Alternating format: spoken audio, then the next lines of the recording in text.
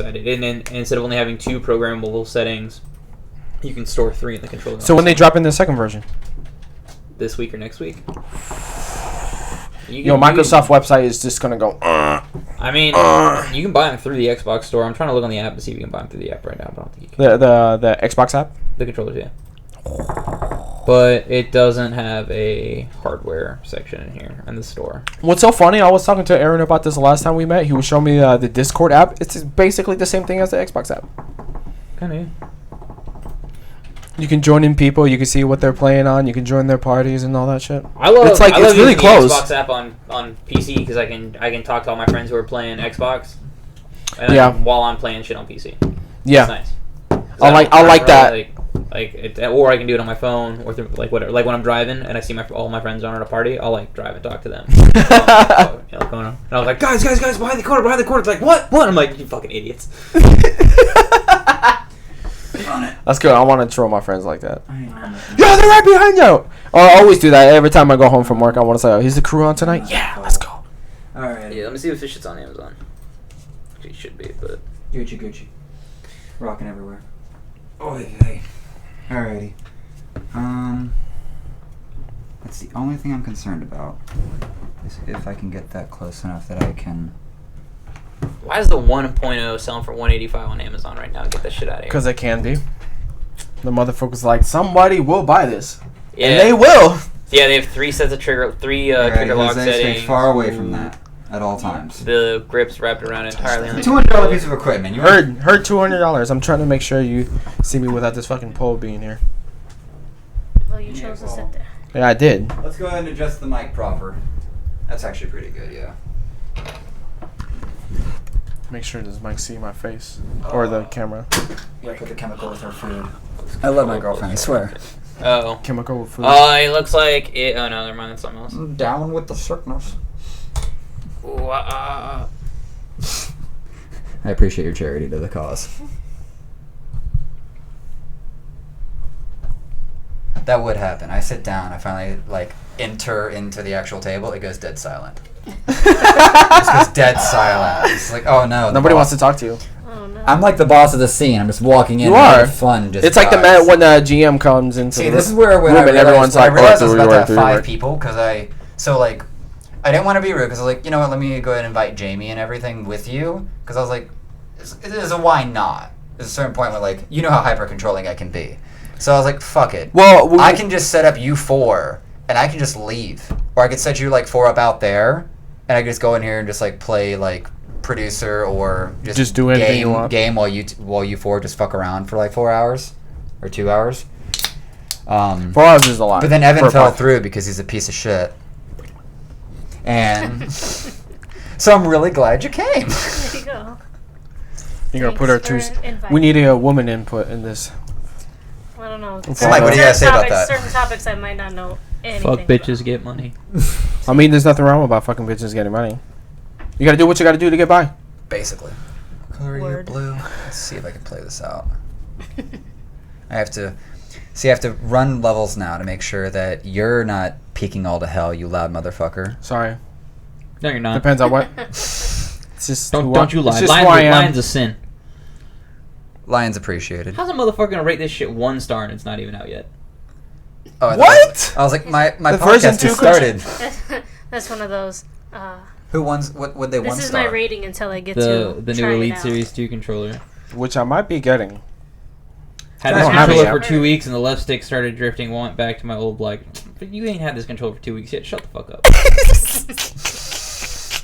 Shut people will lie about that. That's just insane how people would just go on the internet and just whatever the fuck they want. But all the truth is in the internet. The internet doesn't lie. But they. I guess they're out now. I guess they dropped this week. Actually, I think we could literally move your mic arm down a little bit so that the whole arm isn't blocking your face. Actually. Yeah. How do you do that? I'll do that now. Keep a hold of your drinks, please. Yeah, they're not sold I have out, one. Man. I can pick it up right now. What? Yeah.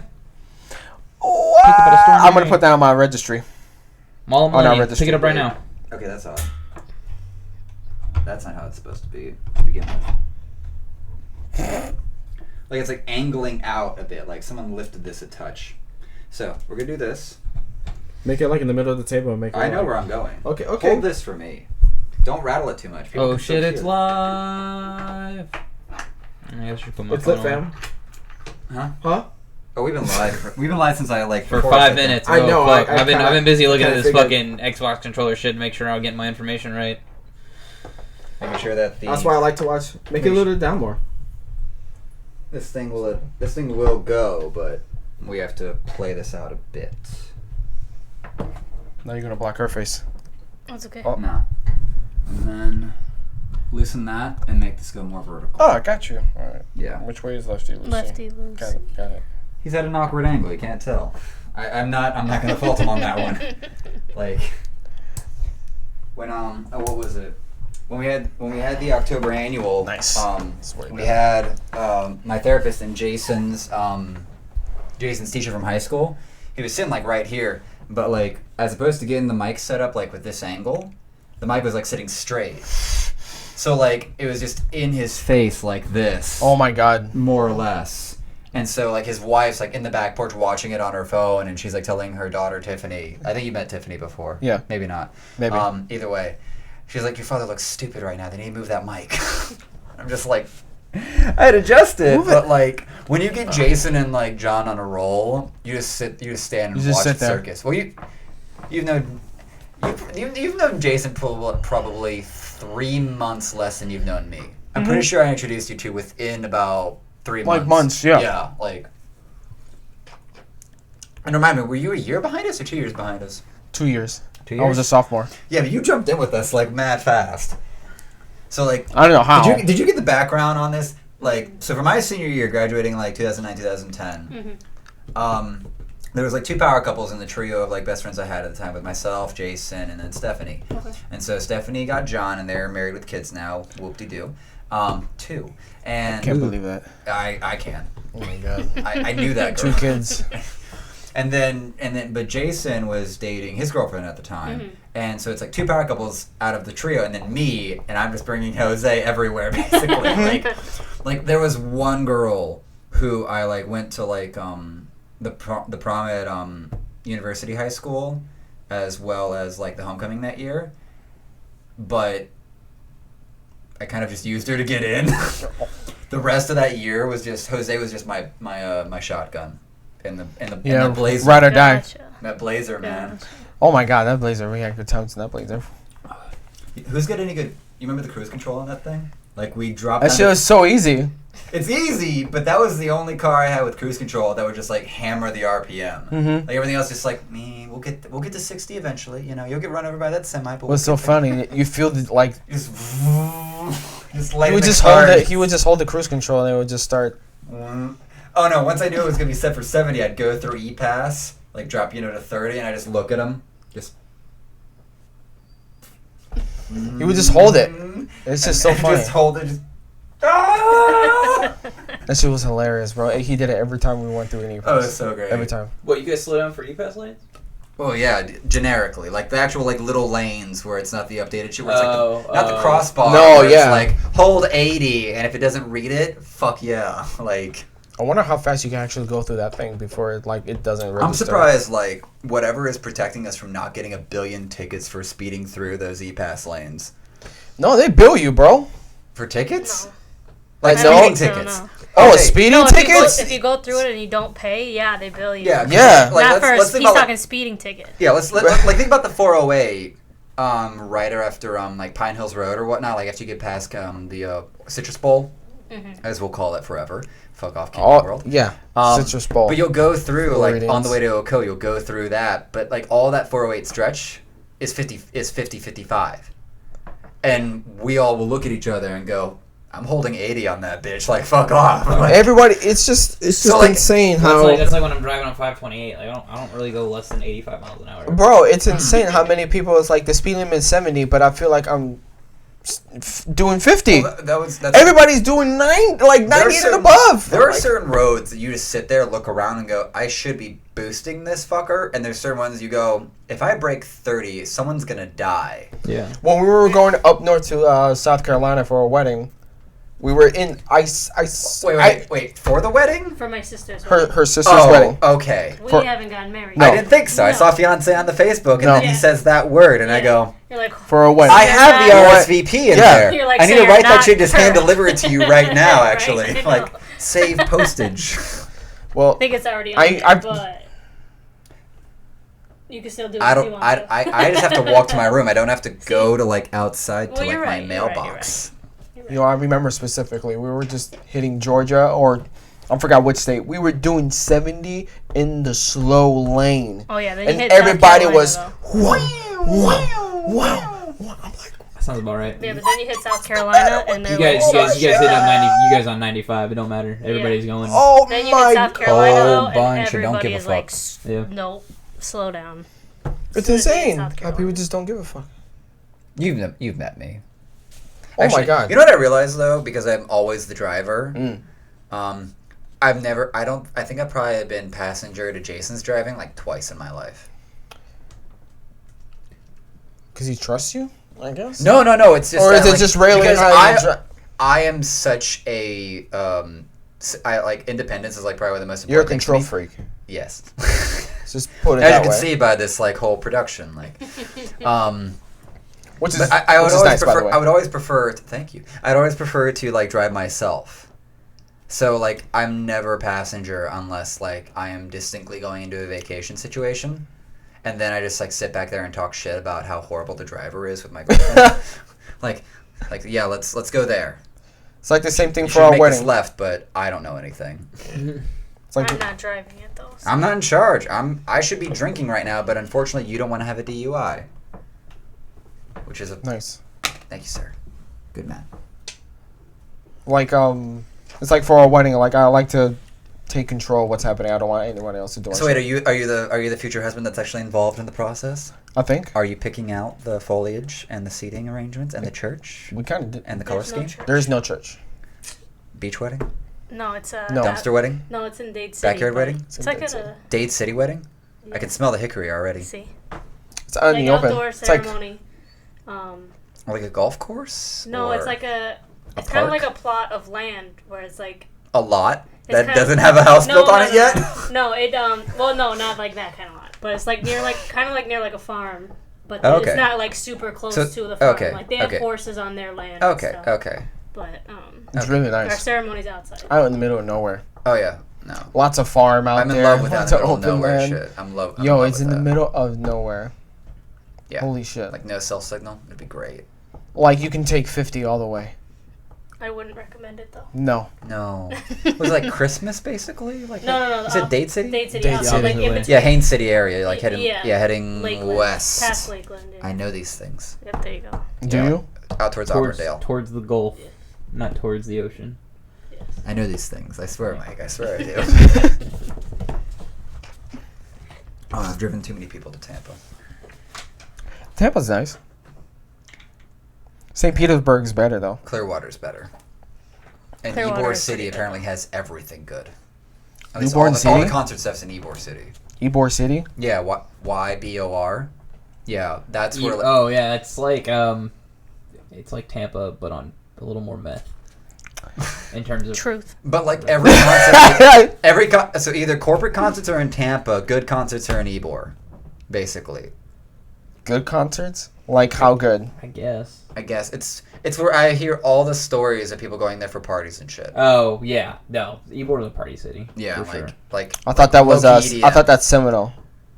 I thought Seminole? FSU. FSU. That's I thought that's Party City. Tallahassee. No, that's Tallahassee. Yeah, but that's a college party city. This is different. This This is like clubs, concerts. This is a city that survives off of you getting high there. Like They have- Miami, They have. Yeah. Oh my it's a- like my. It's but like not as coke fueled. And no spray tans. They have a my. festival No, they got every spray year. tents. It's a St. beach. Petersburg's right there. They have this like pirate festival thing every year. It's called Gasparilla. Yeah. People Yeah. go there and get. Yeah, but that's the St. Pete thing. Well, though. Yep. Well, It it's in expands to Ybor- everything. Yeah, it expands everywhere. Yeah. Holy But shit. like I'm Ybor surprised City you is know like this. my family's lived there forever. Ybor City? Yeah, Not I in Ybor City, but in St. Pete. Yeah. Oh, My okay. mom Here's grew the up thing. there. Here's the thing Okay. you need to understand. If you live in like any of those, it's kind of like living in Winter Park versus living in Kissimmee versus living in Winter Springs. You know what's going on in Orlando. Like it's just everybody welcome to the knows. Greater Orlando. Like you know what's going on in Disney. I haven't been there in years, but you know what the fuck's going on in Disney. Same story. Work gets everywhere. Yeah, if you're in St. Pete, you know That's what's like going on that in area Ybor. over there. Yeah. The Yo, are you Clearwater, getting- St. Pete, Tampa, Ybor? Those are all that. Pizza delivered? No. Are you getting Disney Plus? No. Yes. My man. My dog. My fucking dog right here. There's a He's certain my amount of- best friend now. Hell There's a yeah. certain amount of defeat in your face and a certain amount of Well, hold on. acceptance. Let me rephrase this. My mother is paying for Disney Plus, Same. and I'm gonna leech the fuck off the account. My man. Because I'm all about that Star But Wars. That's my how guy. I watch- no. But my guy, every Marvel movie ever is gonna be on Disney Plus. I'm gonna Nat make fun of how Geo, you said that. Fox, Marvel. That's how you dude, said that. everything. Yo, every all the Marvel, I- Star Wars, Disney. every old Disney I movie get you can that. think of, it's I gonna get be that. on there. Disney Channel movies we were growing up on there. Everything, bro. Yeah, but think about Okay, it. How okay. often are you really gonna watch that shit? Oh, I'm gonna watch that shit when it So- drops every day. Yo, okay. they're dropping The Mandalorian I know. too. Mandalorian drops in 4 days. You gotta love how he had to check his watch for You that. don't. Well, it's got the date on it. I forgot. Okay. I forgot what He wants to be- today's he age. wants to be Actually, correct. I have a You know what? No countdown lie. on I went face. back 20 years, so thinking it only showed the time and maybe like the date on the side by like Yeah. the 3, and then I Yeah. see a screen. I'm like, oh wait, right. Technology. It's 2019. My bad. Technology, So if I bro. was to watch from Actually, 2014. I have a Hey, what's countdown up? on my Hey. face. What is it? No. The only reason I'll probably be interested in like Disney Plus, because like right now we're leeching Hulu so we can watch Letterkenny. Oh, Hulu's great. Yeah. It comes with Hulu. Yeah, because Well, the $15 a month plan. yeah, $13 a month plan. Yeah. Whatever. Is that with or without commercials? the lower one think is it's- with commercials. I think it's Yeah, with. you have to pay the higher for no commercials. But the commercial breaks end up being great to like go get water or go get dessert. I kind of like the commercials just because the more you watch it, beautiful. I know. That's great. I know.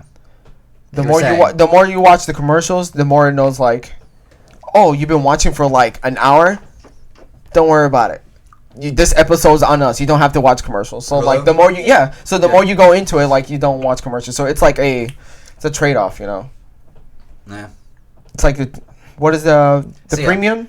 Yeah, well, that's $15.99? where like so like the only reason I'd be interested in the Disney Plus that I can think of like right now, like I could find any reason later, but I've always wanted, and that's where like having like that extra piece. Oh, and I now have 2 spare PCs, one that lets me also do this shit out there in the living room.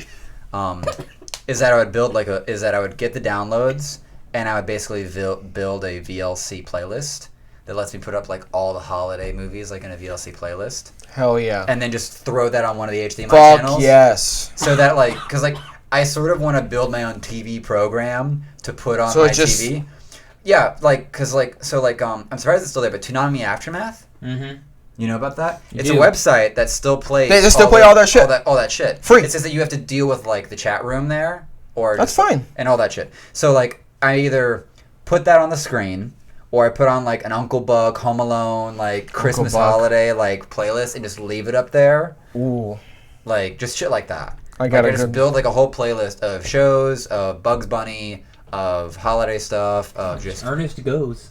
let that shit, just let that shit run, and just like tell the kids turn the TV on. Like we have a non-commercial TV setting, but like, Dad, how much is cable? I'm like, what the fuck are you talking about? What is that? Like, Only, actually, that's where I like. So, do you know about Funhouse TV? yeah. I know how to do that. And like Jack, would know how to Patilla do that. doesn't- Well, huh? You would know how to do that. Because I wanted to do that. Like it's the best. So like in my mind, in the high productivity mindset that I am, like Funhouse figured out how to do that, and I was like, that's something that like I think Jack mentioned it, Forever Gone Achievement Hunter, and I'm sitting there going like, that's like the best idea for like perpetual content or perpetual rehashing of content. It's like if you could just compile all of your recordings, or at least a playlist of your recordings, and then you throw it on a VLC playlist, and just you put it just in the have background. OBS just stream it forever. So like you just have like one screen that's just like streaming it or whatever, and then you have the other screen to just like edit it up, so you can just keep putting on new shit or like a new batch of shit. So you just have like, welcome to like pseudo TV or like Yeah. or like there's always the it's a really good community thing in Twitch to like host like friends and stuff like that. But they're like the selfish play in my mind, if like you can make the choice. It's like, no, here's this VLC stream of my other gameplay. So like the live chat gets to talk with itself while it watches me Why, talk yeah. to another chat playing the game. I or like something that. like That's that. cool. Yo, speaking of like the holidays and the movies and all that stuff, Mm-hmm. an underrated holiday movie Is Home Alone 3. No, I love that one. Home Alone I love 3. that It's No, glorious. dude, it's fantastic. It's I don't the- think it's underrated It's at all. the only reboot. Nobody talks about that. It's always 1 and 2 always playing on TV Yeah, ever, because of but they Macaulay never played the third one. Yeah. They never ever played the third one. And Here's- the third one plays homage to the first one. It does. It does. Like in the very beginning of the movie, they were in the airport going to Chicago. They're in the same universe. I'm debating if I'm going to mute you entirely. This is gonna come through all the other mics. Or? No, I'm looking at the bar and he's like hitting red and I'm hitting yellow a bit. So like, Oh shit. I'm debating if I just need to drop the gain on everyone but her actually. Do it. Yeah, I think that's working now. Yeah, Yeah, drop gain. Yeah, we're square. We should be square with that. Yeah, keep it at a quarter and yeah, we're gonna boost the fuck out of you, Jaymee. Okay. So everyone can hear you. Just Yeah. Oh, like that guy earlier. Oh yeah, like this dude I was on the phone with at Spectrum. oh Jesus. Wait. Do you work Spectrum or is? No, I had to call Spectrum because they Oh. called me yesterday. So you had a creepy customer service guy? Yeah, I called and I was like, hey, I got this phone call that said there's something wrong with my service, a change in my service. Call back within the next 24 hours. So I call and he's like, okay, let me look. You only hear the uptake? I only hear him breathing, and then every time you hear the person on the other line, they go like, okay, so da-da-da-da. Like, it would sound like he was about to talk, but then it would just get quiet all over again, and all I could do was hear other people in the background. Oh, And then I'd be sitting there for like, it took me 20 minutes, 25 minutes for him to be like, okay, so this is what is coming up on my end. Da, da, da, da. And I was like, that dude Witten had a hash brown and came I back was and like- finished you off. like he would be like, all right. Jesus Christ. And then at one Oh my point he God. was like, can I put you on a brief hold? And I was like, is that not what I've already been doing? Like, you just haven't been playing the hold music with me the whole time? Yeah. It was annoying. And then I asked for a supervisor eventually because I was asking him questions and he was like, well, there could be any number of reasons why. And I was like, okay, like what? Just dead silence, like no answer, not even like a, I'm not sure, let me get somebody for you. How would you love to like pull that into like making a sub at the deli? Just trying to like just have that act nailed down and just be like, you want onions on that? Well, so I mean, being on the other side of that, yeah, dude, it's like you'd ask people what the fuck they want. It's like this motherfucker's been standing in this line for 15 minutes or whatever the fuck, and you get there. What do you mean you don't know what you want yet? What the fuck do you mean? You've been sitting here for 15 fucking minutes staring at your phone and you ain't decided what you want to shove down your throat yet? Come the fuck, we only got like 6 real choices on the board.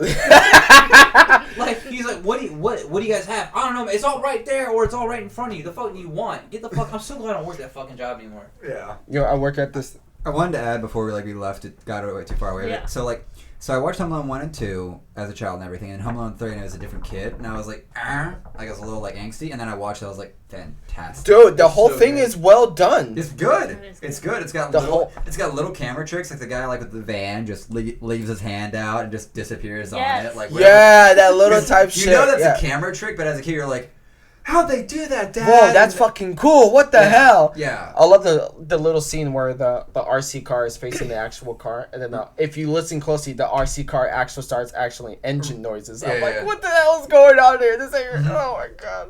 I remember But we. it was so entertaining. Oh my and god, it, dude! It upped it another level. Dude, the scene is so great where the RC car goes into the bush, and then the two people just. Bam! Has to be one of my favorite scenes in the entire movie. Yeah. No. They the whole thing was just so if you good. think about it, The RC scene too, where the kid was recording and he's trying to get the kid. Yeah. Like, So good. if you think about it, it's a reboot of like classic Home Alone, like in a very short time span, and it's a fantastic reboot. Per se. they did so well. On it. Yeah, I was actually sad that there wasn't another one in another year. Like I was waiting for like a Home Alone 4 or something like There's that. only They so never much you can found go it. There on. is one, but it's a completely Oh my different God, kid, yeah. and it's not as good. There, I've seen the fourth one, and it's I terrible. understand it's not good. It's No. terrible. The fact that I am now 28 years old and I am only hearing about it now informs the quality. Yeah.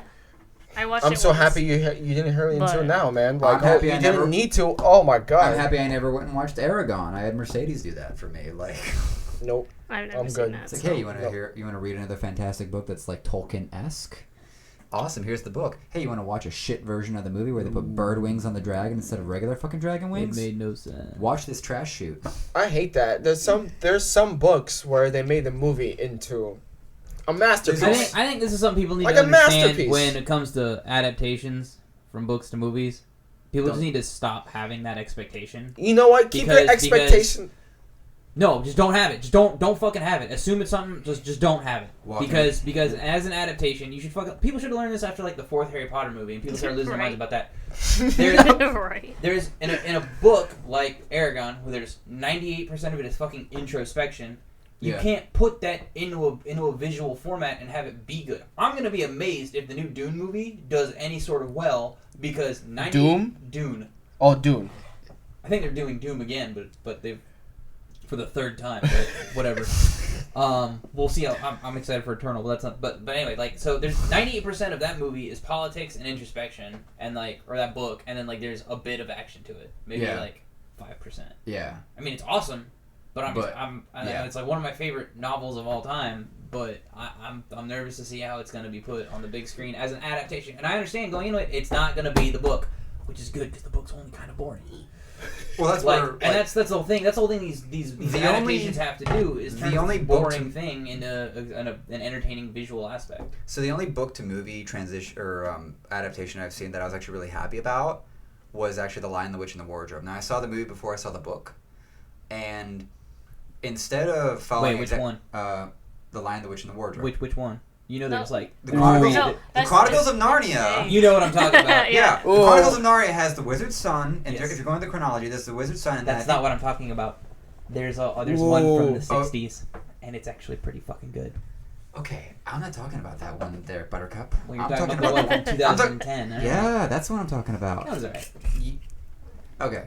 I'm only running on that because like they adjusted the battle scene and made it pretty awesome, action packed, and they didn't hyper focus on what was happening at the castle as it happened in the book. Yeah. So it was much more of an engaging visual thing, because the book was a touch underwhelming and sort of, I guess, made the queen overpowered.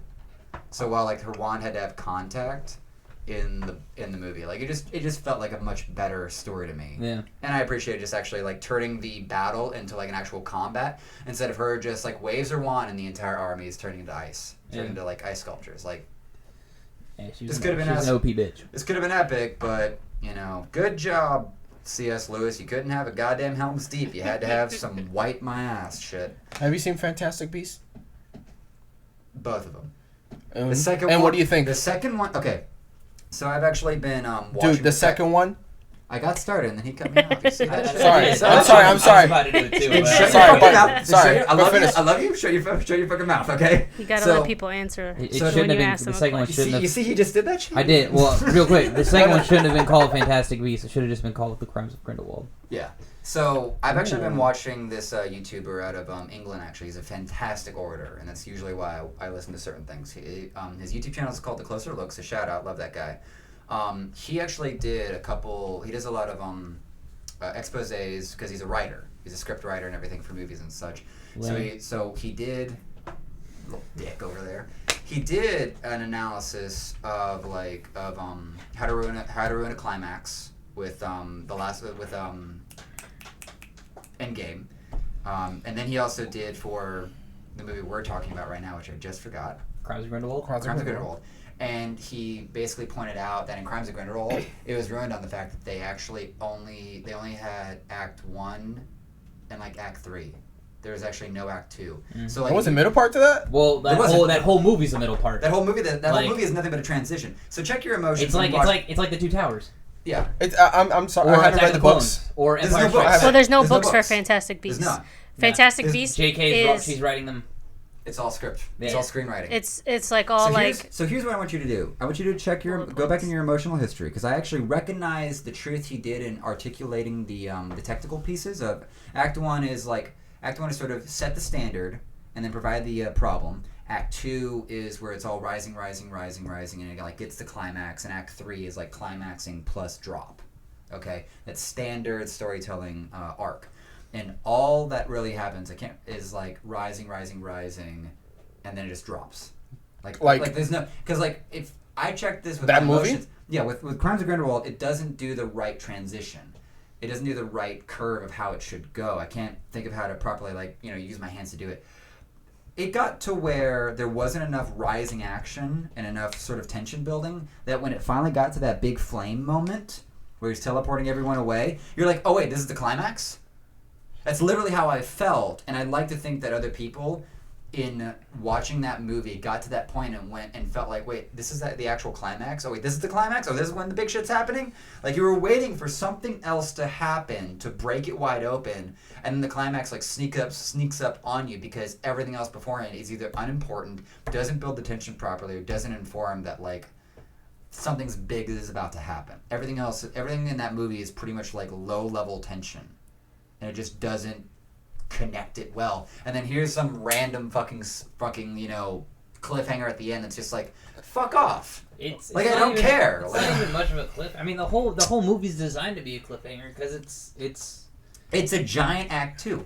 It's a giant transition. That's the thing I hate about fucking like saying we're gonna do a trilogy of movies. And I think I said this the last time I was here talking about it. Mm-hmm. Is like when you say you're doing a trilogy of movies, you're writing yourselves into a corner of like how things have to be done. It just say do it like you do fucking James Bond. There's 30 fucking James Bond movies, and they're all individual, and they all have nothing. They have something to do with each other in the sense that they all have the same characters, but there's no overarching plot except for this last batch because they had Spectre be like this underlying thing, and then it all came. Yeah. Holy shit, that was. Yeah, that was 4 though, wasn't it? 4 movies. Because it was 5.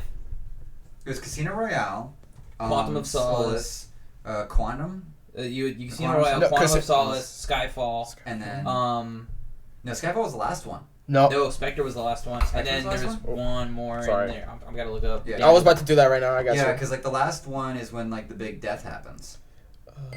Well, no, actually, M dies in the movie before in Skyfall. She dies in Skyfall, doesn't she? You can feel the tension rising. All right, now. See, this is what Grindelwald is supposed to feel like. Act 2 right now. All right, y'all ready? It's Casino Royale. Yeah. Quantum of Solace. Yeah. Skyfall. Yeah. Spectre, and this last one coming out is No Time to Die. That's it. So this is gonna be Daniel Craig's last fucking movie. Oh yeah, and I am. If you've ever seen it, I'm excited. It's gonna be an emotional one. So like I'm loving that I've read a couple of the actual like Bond books, like the classic ones, or even like I think listen to them. They can get pretty dry, but it's all about like sort of subtlety because it's British writing. Mm-hmm. But I'm loving that. I understand why a lot of the purists of Bond hated Pierce Brosnan because he had too much personality. Bond has always been a very cold personality, very straight. He was the second. You know, he was I think he was. Correct me if I'm wrong. I think it was like the ever second Scottish Bond. Mm-hmm. First one being Sean Connery. Yeah. That's crazy to think about. People think he's British, but I'm like, no, he's not. Well, no. I mean, the character is. But, but he's Scottish. That's why a lot of people they've come to American actors to fill the role, and I think they came to Daniel Craig's British, isn't he? Yeah. Not Liam Neeson. Yeah, Liam Neeson. He's British. Came to is he? Mm-hmm. Who the fuck did they come to? And he was like, "No, man. Bond is a British guy." And then they didn't want to fake an accent. They just wanted like Bond should be played by a British dude. Yeah. I think they want to keep it pure like that. Yeah. She's hoping for Idris Elba as the next one. Ooh, yeah, thank you. Now, finally, someone thinks about that shit. I was hot on that shit. Not finally, everybody I was hot on that shit. I thought I was the only one. No, I was hot on it because he's a goddamn gem. But I also I'd like to be able to get his show Lucifer, by the way. One day. But yeah, I imagine. Like the only thing I just wish people were like less like calling people racist when it's like Bond purists. It's like you need a Scotch English character who is has African descent. That's like a 1% of the Scottish population probably today. Mm-hmm. Yeah. Like it's a great cast for talent and likability, charisma, just attractiveness of a person. Idris Elba. But if you're gonna try to put if you put it into a modern day Bond, it probably could work. Dude, Idris freaking Elba. Yeah. When if I think for Did you see him on Hot Ones? Yes. I did not. He was great. He was great. He was great. I thought He Shaq has- was kind he of had a a, dick, though, but um, Idris was great. What was that one movie? That Medea movie that he was in? He was in a Medea movie? Get the It fuck wasn't. outta here. I don't want to say it's a Medea movie. It was a movie where he played like And a he was in father Dark trying to take care Tower. of 2 kids, and the ex and the mother's Someone check- boyfriend is like a drug dealer. Oh my god, this movie is insane. Someone check the filmography of this guy. Idris Yeah, Elba. that's what I'm doing right now. Yo, it's really he's a great actor. He can play American roles. He can play. I think he could play anything. He played what was that one movie that he was shooting he has a 6-shooter and Matthew McConaughey was in it. Oh my god. Oh yeah, Dark Tower. Yeah. Oh my god. That was pretty alright. Alright. I just like Idris Elba for it. That's that adaptation rule, man. Yeah, it is. It's like I didn't read the Dark Tower books, and I was like, There was a book? into it. Oh my There's god. a series of books. Oh yeah. Holy like, shit. the Dark Tower series is actually like the pinnacle of Stephen King on account of like And he's not even done with it, right? This No, might be the no, one yeah. you're talking about. It's So, like, called, for those that don't know, you figure it out. Daddy's little Yeah. girl. it's called that one? Daddy's Little Girls. Nice. It's a Tyler Perry movie. It's Tyler not Perry, I'm Medea, sorry. but it is I'm a sorry. Tyler But Perry it's a movie. drama as Yeah. opposed to a comedy. It's really good. Yeah. So It's really good. yeah. So what if you actually get to like getting to either going to illegally download audiobooks or you get Audible or whatnot? Hey, we need sponsors. Audible. My man. So like, Dark Tower series is fantastic on the fact that because he's going interdimensional, Stephen King actually writes in some of his older books and their characters into what the gunslinger goes through. So like, think of like going through like all of the writings of Stephen King, but here's like one like overarching series that's like discusses the stability of like interdimensional universes, and the gunslinger apparently like from what I can glean, is going through like Carrie. Is going through like other books that Stephen King's written. It's like the center It's nexus. a lot of books, man. It is. But like, Shout out to Stephen King. Oh yeah, no, Stephen King's a goddamn workaholic. And he's a workhorse. He's got a very good discipline. And he has like what Shit 4 or tons of 5 coke. movies that just came out on Netflix. Yeah. That are just his movies based on Well, films. he, That's insane. Actually, he has. I don't know if it's true. I hope it's true because I'd like to pair with some people to actually help make some of the productions. He actually has like this program where he's got a bunch of short stories that he's written. You can buy them for like $12 and get the rights to make film out of them. Nice. Really? Yeah, like I saw that on Instagram and I have yet to see it. Like, That sounds like that online class. yeah, or masterclass. Masterclass, yeah. Masterclass is like you going in and getting tips and sort of something of a lesson plan from a lauded professional who's willing to do it. But like I get to take one, and I'm kind of interested in taking one for like acting, just to like. It's know. pretty cool how they have like Oh, yeah. different kinds of Oh, yeah, subjects. I'm how really, you can take. I'm really positive on it, but like for what Stephen King is doing, he's just giving you rights to take his story and turn it into a film or TV show, as opposed to like just selling it for who knows how much to. Or you're still buying that shit off of him, so he's still making money. Oh yeah, well he has a discipline of writing 4 hours a day. I heard he's. Does he still? I heard he just uses a typewriter Yeah. still. I imagine he does. I've read his book on writing, which is him talking about like what brought him into writing and what brought him into horror, as well as like his masterclass per se of what he values and understanding how certain writers are. Certain writers will take 4 months to put in their first word, and other writers like himself, they make requirements to other writers will make a requirement to like write 1,000 words a day. Just a lot of words. Like they just have different disciplines. They just go. Yeah, they just do. There's like one author where there's one author, I can't remember his name. I think he does like John Grisham kind of stuff, but it's not John. And the guy basically like puts out like more than 2 books a year, which is like insane by like usual author standards. I think something like that. Like the guy just does it. He just does it. Yeah, like, it's just he's a monster like that. That's a lot of time. And so like a friend of his calls his office and the secretary when I picks up like, hello, this is Peter's office. How can I help you? He's like, hey, I'd like to talk to Peter. It's like, oh, he's in the middle of writing a book. Okay, I'll wait. He's gonna be done in 5 minutes probably because it puts him out so hard. Oh my god! I don't know. Those people like. They're just committed. It's they just like once they got out of the wombs, like all want to do is right. Yeah, it's a type of person. Like, like that's where I actually had this realization when I went and saw my childhood friends with their band. They were playing at Soundbar last night, Lionia, with a bunch of other good bands like Lost Tree and was it Boston Marriage. But Everybody playing with Boston Marriage. You play with them? No, a friend of mine plays drums for them. Oh, nice. Yeah, he's cool. Him and Letters to Part. Yeah. But I realized as I was like on the way there talking to Melanie about it that when Ryan the lead singer and Nick the drummer, when they actually like got to like middle school or to 5th grade, that's when actually like that's pretty much the last time we went out to play with our childhood friends was when they left. And as analyzing like each kid and their personality and what they've done since then indicates to me that like the 2 creatives left because they were like older by like a year, and then like me and my other contemporary Logan, who is of the same age, we're both like logistics and like, you know, we could probably be higher IQ, but we're just more like we prefer intellectual stuff. Like he went off and got a law degree.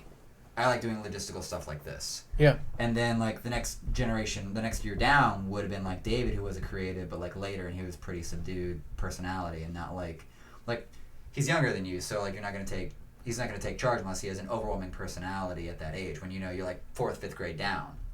So like it became apparent to me that when the creatives left, all the personality left the neighborhood, so to speak. That's how it usually goes. Yeah. Once somebody leaves the neighborhood, then it's just never the same. When like a critical player leaves or something like that. That's where that's where I look at all this, and this is where like I treat pseudo as like a community thing, because like I have yet to delve into trying to be more creative. Like I'm really creative with like an editing bar. Yeah. But like I need to like delve myself like into improv, which is where I'll stop thinking about being funny and just start doing it, and then it gets funny. Do you gotta keep like a notepad? I have several things that I write in like pretty constantly. I was doing. How often you write? I don't write often. I just like. It depends on how I'm like how my stability in life is going. So like I have a black notebook that I actually carry with me all the time. I used to have. I could probably get back to doing it a bit. On one half of it, because it had 2 bookmarks. On one half, like the normal facing thing, it had like just like a batch of to-do stuff, like gift ideas to like regular to-do stuff to ideas for projects or organizing like the YouTubes or whatever. And then I'd flip it, and the other bookmark would just hold topics for stand-up, because I did that for like a very little bit of time. Mm-hmm. And after taking like 2 levels of SAC and then doing like a couple like, you know, straight up stand-up, just, you know, open mics, like if I do stand-up, I would sooner have something that's more Dara O'Brien-esque, who's an Irish comic who does Mock the Week over in Britain. And he has like set jokes, because stand-up comedy is a bunch of set jokes. You have an act. Mm-hmm. It's a one-man show, but it's talking and it's supposed to look like it's coming off the cuff. Improv, on the other hand, when done well, when it's a proper herald, as it's called, it's supposed to look like it's rehearsed. And those are the 2 differences between those 2 genres.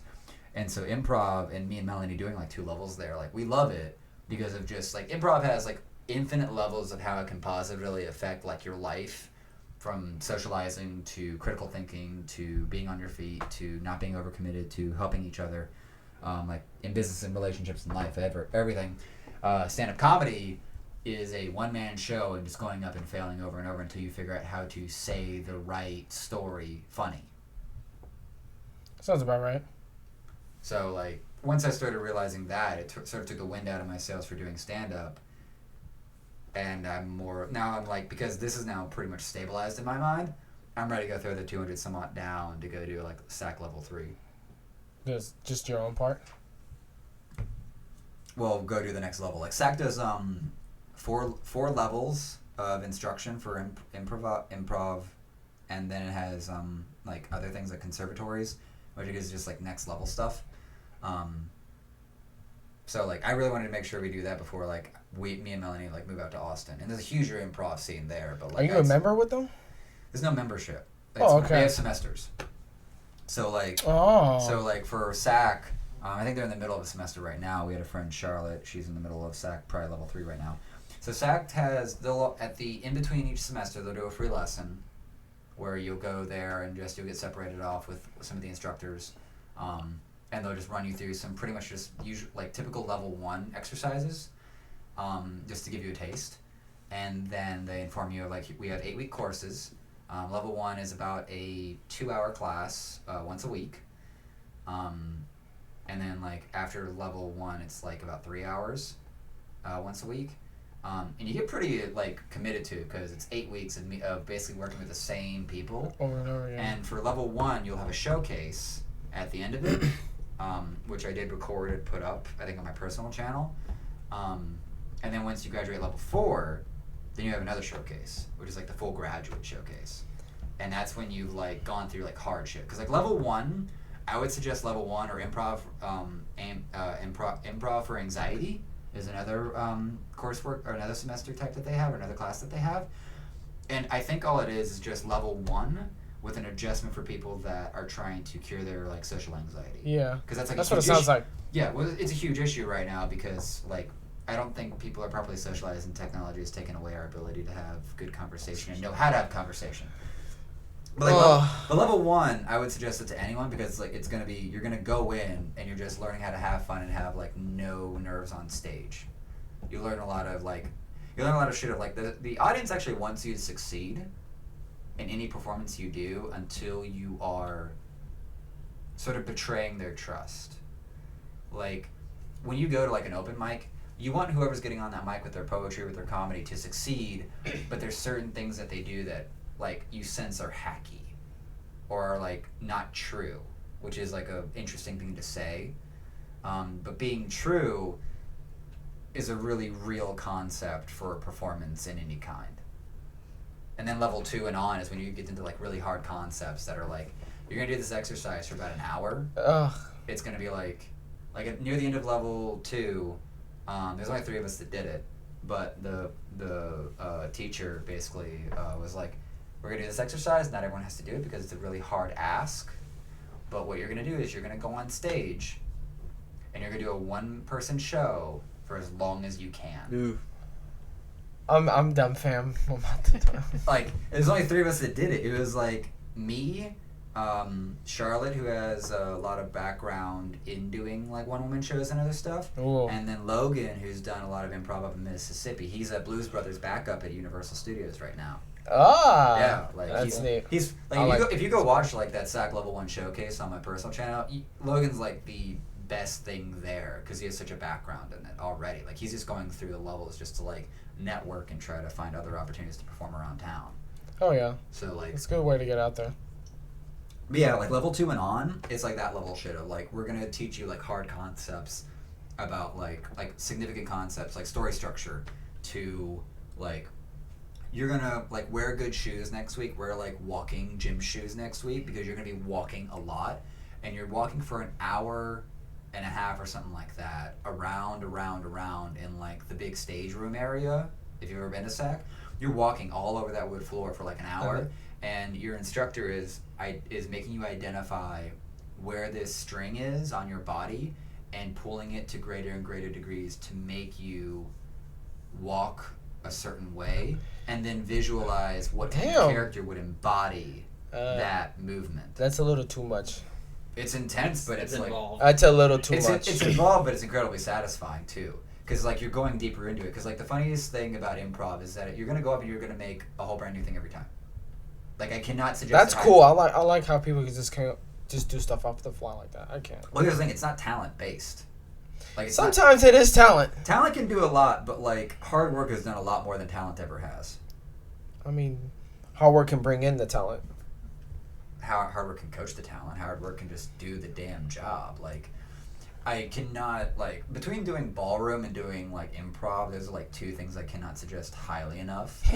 I can't because like ballroom will teach you how to properly dance, and teach you how to like I wish like you remember when what was his fucking name that had like Antonio Banderas, like the classic Hispanic Zorro. Yeah. Like he had that one like low level like bad critical claims or whatnot, but it was like he was like teaching the detention kids how to do ballroom, and I'm just like I wish that was a fucking thing in like modern school because same like the best thing you could do for like a fucking high schooler is like I'm gonna teach you how to interact with the opposite sex in a very like cogent, sophisticated, confident way. Or teach them how to do something that they don't know how to do. Yeah.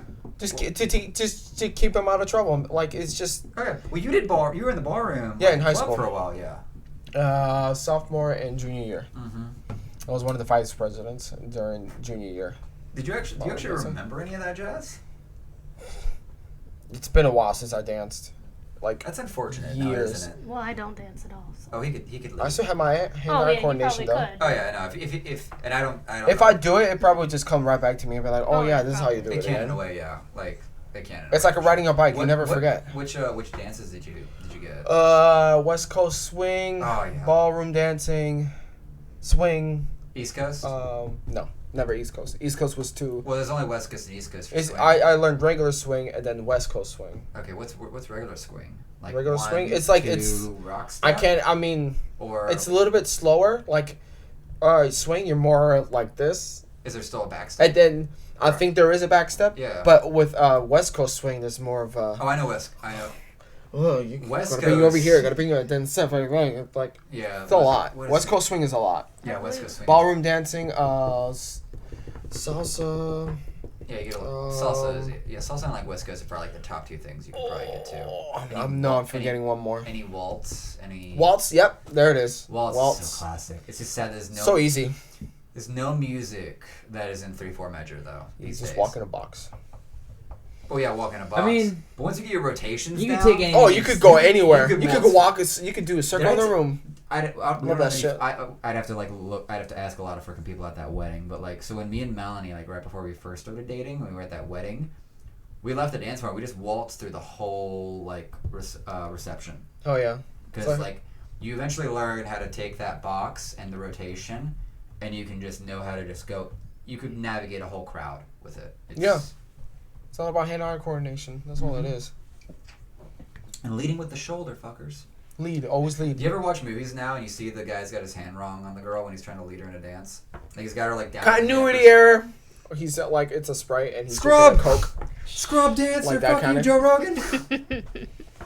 It's just a little shit like that. I love watching during movies. Like dance and improv at this point, and like Toastmasters, like those three things I cannot recommend highly enough.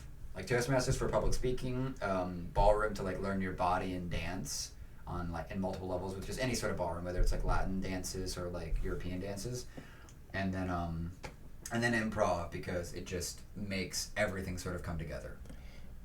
And I think I would recommend a 10K if you haven't done that yet. Yeah, yo, what?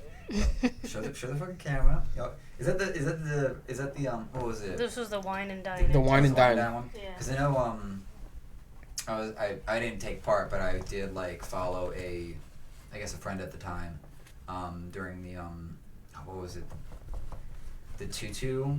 The princess one. The princess probably? one, yeah. Yeah. Well, I mean, I guess I would assume it'd be the princess one because people will wear tutus in all of them, but I would assume more specifically the princess. It might have been the princess run. I just feel like it was so specific to like the tutu thing or something. It probably was. There's like a group that run together. I don't know. There are groups that like will run. So did you all like stay together through it all, or did you just like separate at one point? No, we like got like 3 minutes in, and then I was like, you could just go, because I'm super slow and horrible at running. My pacing is her walking. And he was like walking while I'm like jogging, because I'm just so horrible. And I was like, you can just go. Yeah. And then he was done for like almost an hour before I never done a 10K either. I've never. I just like take a like decent pace because that's what's 10K. 6.2, 6.25. Like a 10. That's a good long. He had like a 10-minute, 17-second mile or something. Basically. I remember I walked that once on a phone call. Like I left my no lie. So like if you want to get on a fucking map with this shit, go to like the intersection of University and Goldenrod. Mm-hmm. I walked from there probably like either up or down. Either went up Goldenrod over, or I went down University all the way to 436 and up to like the fucking BP gas station there at Aloma 436.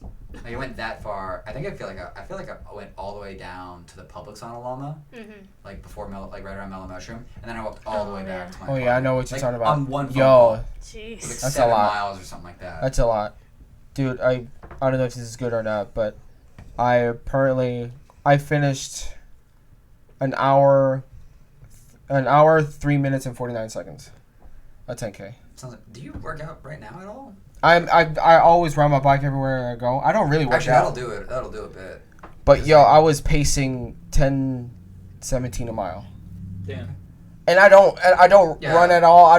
The whole time I was just jogging, and doing- then I just stopped, caught my breath, and then I can say because go again. So Melanie took us to the biggest bounce house in the world or whatnot, out like in Kissimmee. It was out there in Kissimmee. It was like so think of those blow up bounce houses like make them like fucking huge. Yeah. Like, I can't even imagine. Yeah, no, it was Oh my good fun. God. But it was hilarious because like all I've been doing like for my job is I just work outside like changing wood and termite stations more or less. So like very low impact physical work. We go there, and Melanie's like dead within like the first 30 minutes, and I'm just still like running and bouncing because I don't do shit these days. Like I'm still relying on like my high school body to like look this good. Like Dude, trying. No fucking lie. Oh my God. Like I'm aware I either need a dog or a trainer to like start to get some decent regimen of like working out in the morning or some Get a shit dog. like that. I think I want to get a dog Get a best when friend. like I'm for sure gonna be able to have a yard for the dog. Yeah, there's no yard here. Yeah, like I can It's have a small like, yard. for this house. Yeah, because like my mom did, but we're about to like change states. You are? Yeah, we're gonna go to Austin, Texas. Feels like by New Year, by like the end of January. Like We're trying to move to St. Pete. Below Tampa. yeah. It's really beautiful over there. Oh, I know. I've been there. A few It's times. beautiful. Downtown St. Pete's fantastic. Oh I my God. I played shows on there like at Janice. Yeah. It's cool over there. It's really nice. Yeah. Yeah, Jan, It's really cool. beautiful over there, man. I have one I recommend anybody who hasn't been there, go. I forget the restaurant. My friend Xavier took me there, and we had brunch or whatnot. This one restaurant, like on a Sunday. Better Bird. It might have been. I have no idea. But basically, like the one thing I remember, and I like went back and got a second time when Melanie and I went there, is I got their Gouda grits. Like It sounds like Better Bird. Is it Better Bird? I don't know. Is it a chicken place? I don't know. I didn't care to check out the chicken. It's more of like bars, like the bar, like horseshoes from the back, and there's like a pool table over here, and it has like I think some patio or something like that. But like the Gouda grits are delicious because grits are usually like whatever, add more butter and cheese. Okay. But like the Gouda just made it like every bite was just fantastic. What is your Go-to breakfast? not go-to breakfast? I got mean, a like, lot of what's your least favorite cheese? Least favorite cheese? Like absolute like. Maybe like the jalapeno kind of shit or something like that, like Monterey Jack jalapeno or What the something like that. fuck is wrong? I I don't with care you? for man. spicy shit, bro. Oh, well. Like I'm weak pussy Fucking- shit. Over yeah, here. you Yeah, are. I don't. I mean, I don't count that That'd be because I don't eat Yeah. that. Cause like you need like I used to. Oh man, I fucking used to get- Asiago and Fontina cheese is gross. Ooh. I'm trying to. Brie is so plain, it's not even worth it. Breeze also that. Like, What tastes really good, but oh my god, All Blue like cheese. pimento cheese is my bum. it diggity, smells like it tastes good. Oh my god, blue cheese. blue cheese dressing on my wings. Oh Fuck- my fuck God. me daddy. Shit Say smells. dressing's slightly different. Yeah. But Blue cheese Not straight. But I don't like want- Havarti cheese, jalapeno Havarti cheese. Shit's dope. Yo, you remind me of Toasted right now. Chipotle fucking Gouda. Mhm. Toasted? Toasted. The grilled Oh, that cheese? grilled cheese place. Yeah, that Oh, place is man. dope. Never been there. Dude. Place is good. You go there to get the, like, there's this pulled pork with mac and cheese. Mhm. They have all different sorts of Oh, grilled it's so cheese. It's fantastic. insane. Like, think of a base. If I lived out here, I'd Think- probably care. Right? Right? On the goddamn toast, man. Yeah. Where do you live? Cocoa Beach. Really? Yeah. Nice. Yeah. Where at? he said, Well, I live Maybe like I'll- just like inland from there, but it's like in Rockledge. But nobody knows what the fuck that is. I know where How that is. how is it over there? Like What, compared to Orlando? He's near the beach. I mean, and rent's it's- cheap. Like, what? it's the fucking beach. I've lived there like my entire life, pretty much. I heard if you live in Cocoa Beach, you shouldn't walk there at night. Yeah, no, that's true. Not in Cocoa Beach, like downtown, sure, and on the beach. I mean, yeah, whatever. But like, there are certain areas of Cocoa Beach where you really don't want to be walking out. It's fairly hood. It's like It kind of looks good when I mean- when it's the dark hits. It's like, ooh, okay. the lighting's not great, but I No, mean, it's everybody out there is usually pretty cool. But like, it's those few people that ruin it for everybody else. Like, Yeah. like not everybody's sketchy as fuck, but there's enough of them. I don't know. It just only takes one to ruin it. Yeah. It's cool. Like, I mean, it's the beach. Like, I got tired of it for a while because, you know, it's a tourist trap. It's worse than Disney because, like, there's, like, shit parking. I mean, I shouldn't say there's shit. There isn't shit for parking. So when you got all these assholes coming around, and then they leave their fucking garbage everywhere. So it's like... I've seen at some points where people just park in front of people's lawns. That's how back to... Yo, I'm like... I mean, and you'll get a fuking ticket for it. Like, people have your shit towed, like... It's no joke out there. They're like, get your shit off my lawn. They're like, they don't give a fuck. They'll get rid of you. But do you think at some point the city planner like looked at the mayor and said, you know, if we never develop good parking, we can get a lot of ticket revenue out of this shit? Like, well, they have tons of street parking and metered parking. They have shit tons of it. There just isn't enough real estate to make it happen. I don't know. They have to go vertical for it. And last thing you want is like. But there's nowhere to do it. Everything's already got a building on it. And with Florida, being Florida, they want to be authentic, so they don't really want to add anything. Like, look at downtown Orlando. That's stale as hell. They don't want to add anything else to it besides the only thing good they got going on is the Amway Arena. That's it. Yeah, but like it's this high-rise shit. Like it's sad to talk to like older generations because I was talking to this detective like years ago on Easter. I think it was like St. Patty's Day, like at where the Copper Rocket is now. I was there and I had a really good cider. It was actually like it was heading towards apple juice cider, I think, or something like that. But I've been there forever. Never been. Yeah. My bass player in the cover band used to live in the apartment complex right across the street. You play? Do you play in a band? Hmm? Yeah. Who do you? I play drums. You play drums for what? For who band? For a Blink-182 tribute act. Really? What do you play? Yeah. Like, are y'all like doing shit right now or no? Yeah. See a show after like knowing all these. Yeah. Shut your shit up, man. So we got a show. We got 2 shows next week. One down in Cape Coral. It's a free show, and then we are playing at where Bombshells is. That's on Edgewater Drive. Okay. Up in Maitland almost. Okay. I think it's like 20 minutes from here. Yeah, it's nothing. Oh hell yeah, man! 30 minutes from and anywhere. It's in $5 to get in. Oh fuck yeah, man! I think that's something I'm willing to go. Do you think we need to bring earplugs? I only ask because yes. Live shows you got to bring earplugs now. Like I learned that last night. Just bring. It's not that you got to bring earplugs. You got to. No, if you want it, no. I never every live band that I've been to, I never brought earplugs. I just know where to be at. Like I will sit like. Yeah, but I'm in good view, but I'm in all the way back here, and I can't. I don't want my eardrums to get popped. For everything, because I always try to be right up in the front. Yeah, I know. Like I was at Soundbar. We were at Soundbar last night. Me and Melanie. They're so bad about cranking their sound so high. Oh, it was so bad.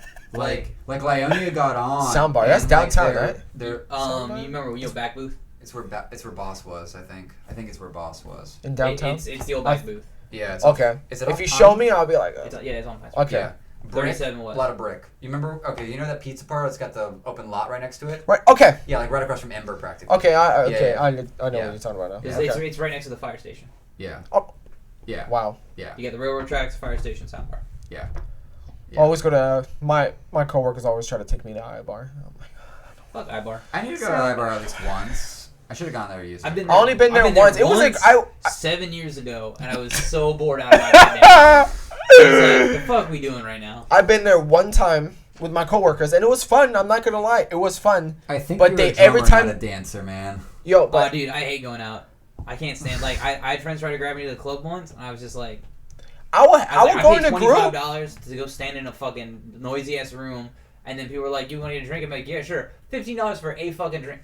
Fuck that noise. We left. I don't pay anything at the clubs. I pregame the fuck out of it before I go out. Hell no. It was funny because like in my mind for like last night with that show, I was like, yeah, we'll go there, maybe have some drinks. Then we get there, and I remember how much a bar is gonna. I didn't even check the prices. Like Melanie's the only reason like I got a shot. Soundbar's not too bad. I didn't even check prices. Like Melanie got it because I got us in. Like I think they're like $5. I got like was it $8 a ticket or whatnot because we got pre-sales through lead singer Ryan.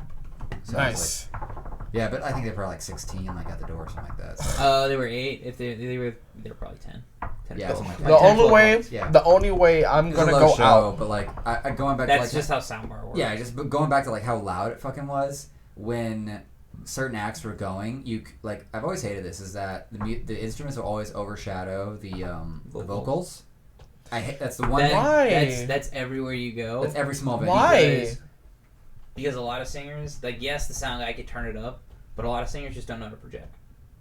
You can yell and scream and sing to a mic all day, but if you don't project, it just doesn't come through as well. That's like our friend Ashley does it. She has this one lady who sings, and every time we're there, she always yells at the sound guy, "Turn her up! Turn her up!" Yeah, and I mean, every sometimes single it is, time. they just need to turn up. When in reality, it's not they need to turn the vocals up. They just need to turn everything else the fuck down. Yeah. But like, and it depends. And honestly, it depends on who's running sound. Like Soundbar used to have a really good sound guy. I don't know if he's still there, but like he'd always have it on point. But it's like when I played House of Blues, like oh my god, like we Orlando Rocks or what? No, like we had our own show at House of Blues. Nice. I've done South Carolina and Orlando House of Blues. oh hell yeah. Like even then, it's like your stage sound isn't the same as what's coming up the speakers at everybody else. Yeah. So like you'll hear one thing, but like you don't know what it sounds like to the crowd. Yeah. So like when you're like turn it up, so they're doing that for you in your monitor, or Yeah, like for me because I got in ears, like they'll put it up in my ears or whatever, which is great. But I don't know what people out there are hearing, so that's all up to like the front of house. Yeah, it's all back production that basically defines how good the show is more than anything. Mm-hmm. Like you guys can like do your job performing, but if like production cannot, if front of house isn't doing their shit right, it's not gonna matter. Yeah. It's true. That's everybody got to work together so, in order that shit happen. Mm-hmm. So like you have like wireless headset in that just helps feed all the music that's being all my played. shit's wired. I don't need wireless. Good shit. Because I'm not moving. Good it. man. Whatever. You Good have man. But you have your headsets basically like feeding you the sound from your drums as well as all the music that's being played. Right? Depends on how I have it come in. I try not to really like have too much of my own shit come through. Yeah. Just because like You can feel it anyway. yeah. I might have it like in the mix, but it's gonna be super super low, just so like I can hear it and I can hear how clean it's coming through. Yeah. But usually what I'll do is, since now we're running click tracks, is I don't have them coming through at all for the most part. Yeah. It's all the click and then the track. What does that mean? Like, Yeah, I was about to Like, say that. for What me- is click for me, track? The click is the 1, 2, 3, 4. The metronome? 1, 2, yeah. And then And the then the track is what's coming through the speakers, so it'll be like backing tracks. So like it's like strings or synth or like tambourine or like shit we can't play live. Yeah. Or like Oh. 808 bass drops. Okay. So I've got to click to that, and it counts me off to start, and then we'll start the track and it'll come through, and then the speakers. And then I hear it too, so I know exactly where I'm at in the song. Because sometimes I get a little stupid and forget how to count. I think I remember. I still hearing count with from- my fingers. It's all good, man. I think I remember hearing yeah, from it's the a- drummer that like the drummer is the one that like keeps the beat for the rest of the band. Yeah. Yeah. So like Once before through that, him, man. even like I wouldn't even have a monitor in. I would just put in my headphones, just as like earplugs or whatever, and then they'd be like, "Do you want anything coming through your monitor?" I'm like, I mean, if you can put it in my ears, that's great. But if not, don't fucking worry about it. I just play the songs and they gotta keep up. Yeah. You don't care to watch anything basically. Yeah. No. Okay. Learn about how this shit works actually. That's pretty cool. I like that. Yeah. But that also informs just like why some acts that like because like. There got to a certain point in some of Lionia's tracks where like the lead guitarist is like doing some really like intricate shit, but because like the speaker box is right there, I either put one finger in, and my ear stops ringing. Well, It's so fucking. That's bad. what happens Not when like- you're not- close to a speaker, No, dude, dumbass. the speaker is like 10 yards that way on stage. Like there's a body and there's the bassist in between me and the speaker. Like his amp. Yeah, it's his amp or something like that. Oh. Well, so And it's soundbar's just really like- no. So even soundbar, like they mic all the instruments. They all come. Everything comes through the PA. Yeah. So it's just like Everything? Fuck. Vocals, guitars, drums. Wow. Yeah. Like Tracks. Oh my God. the only good judgment you could have on some of the music is just the vibe of the vocals, because you couldn't tell what the fuck they were saying. I really hate that. Yeah. Maybe they want the crowd to singing. No, No. that's a mixing issue. That's That's Is it? whoever was Yeah. mixing it. Yeah. Like. And music- but sometimes it just depends on like the frequencies of the vocals. Sometimes they just mesh too much into what's coming through, and you don't hear it anyway. Yeah, How yeah, I long do get y'all that. take to do like sound? Like Sound check. yeah, or yeah, 5 minutes, Depends. usually. depends. Oh god. Like last So- night, there was like 5-minute sound checks basically as bands, because bands only have Well- like 15 minutes to set up basically. So part of it is if the venue's doing their job right and the sound guy's doing their job right, everybody and the bands are doing their shit right. Everybody gets there hella fucking early. And you set up, so what'll happen is the last band is going to go on is going to do their shit first. Sound check. The guy's going to write down his levels for everything. They'll tear their shit down. All the amps will stay up. They'll set up the next band, let's say you're doing 4 bands. The third band shit. They'll sound check a song, get everything leveled up. He'll write it down. Second band will set up. You know, let the amps will just they'll backline all the amps, and then they'll do it. They'll sound check it, write levels down. And the first band will set up. They'll do a longer sound check, or about the same amount, but their shit just stays on stage. Yeah. Like through the entire set. Well, no. So what it is it's backline. So like 4, 3, 2, 1, and then as everybody's done, their shit just comes off the stage. Yeah, and during the sound check, the 4 bands. And then when they set up, they'll do a line check real quick. So everybody will play something real quick just to make sure everything's leveled out where it's supposed to be, and if something had to change or whatever, or a chord got messed up, or they're using a different, like somebody just tweaked the setting on their amp real quick. You shouldn't be fucking doing anyway, but like whatever happens. So that's what the 2-minute like line check. It's not really the sound check; it's more of a line check just to make sure frequencies are working and signals are coming through. Just make sure the equipment works. Yeah, and making sure you're good to go. Yeah. Just all that sounds like a pain in the ass too. It's a huge pain in the ass. But playing in a band is a whole lot of hurry up and fucking wait. Hurry up and wait. Like let me drive 8 hours to the next state over to the venue. Get there hella fucking early. Hopefully the fucking guy's there. If they're not there, then we have to sit around and wait on whoever the fuck's got to open the door so we can load all our shit in. Then we got to load in, set up, maybe get everything up on stage, do a quick sound check, tear it all down, put it in the corner somewhere, wait 3 hours to 3 or 4 or 5 hours to play our fucking set, play for a half hour, pack up, go home, hopefully have taco money and hopefully enough money and gas to make it to the next fucking venue. It sucks, but it's great. It's all fun, whole lot of fun. But it's rough. It's fucking rough. You really gotta love it to do it. Is there a cool drummer story that you had while playing in the set? While playing? Yeah, while playing. Like any crazy shit, anything that you've seen on set, or anything that happened while you were playing. Like, I mean, I got a couple cool ones. So like we played a show a couple years ago. That was hosted by the old drummer from Yellow Card. We had a 4-hour set we had to play. Wow. You played for 4 hours? Yeah. Is that the longest set you ever had? You got to run like the whole Mark, Tom, and Travis show or something like that? Yeah, we ran the entire Blink discography. Anyway, we had 3 hour and 15-minute sets with like 20-minute breaks between them or whatever. Jesus. So that's been fantastic. In the middle of the third set, he wanted to play some, so they did that. They played a little bit of Yellow Card. They played some other stuff. We played a couple of Blink songs, and I got some videos of it. But there's this one girl came up and took her top off, but it wasn't. It was scary. It was scary. They weren't good boobs. Like what? It's not great. Like too big, too small. Was she middle aged? Was she old? Missing a nipple? She's a little older and on meth, I think. Oh jeez. Yeah. It was in Deltona. Definitely. Sounds about right. So I mean, take that for what you will.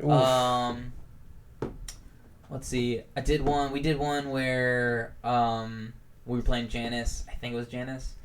And some guy passed Brett a joint in the middle of a song. Brett is our guitar player. Okay. And no way. He smoked up real quick on stage. Then gave the guy back. Hell yeah, that was cool. That's cool. What else have we done? We did. I think it was another one in Janice where like John slipped, almost busted his ass, but kept going in the song. There's video of that somewhere on the internet. It actually came up recently in one of my memories on Facebook. It was really funny.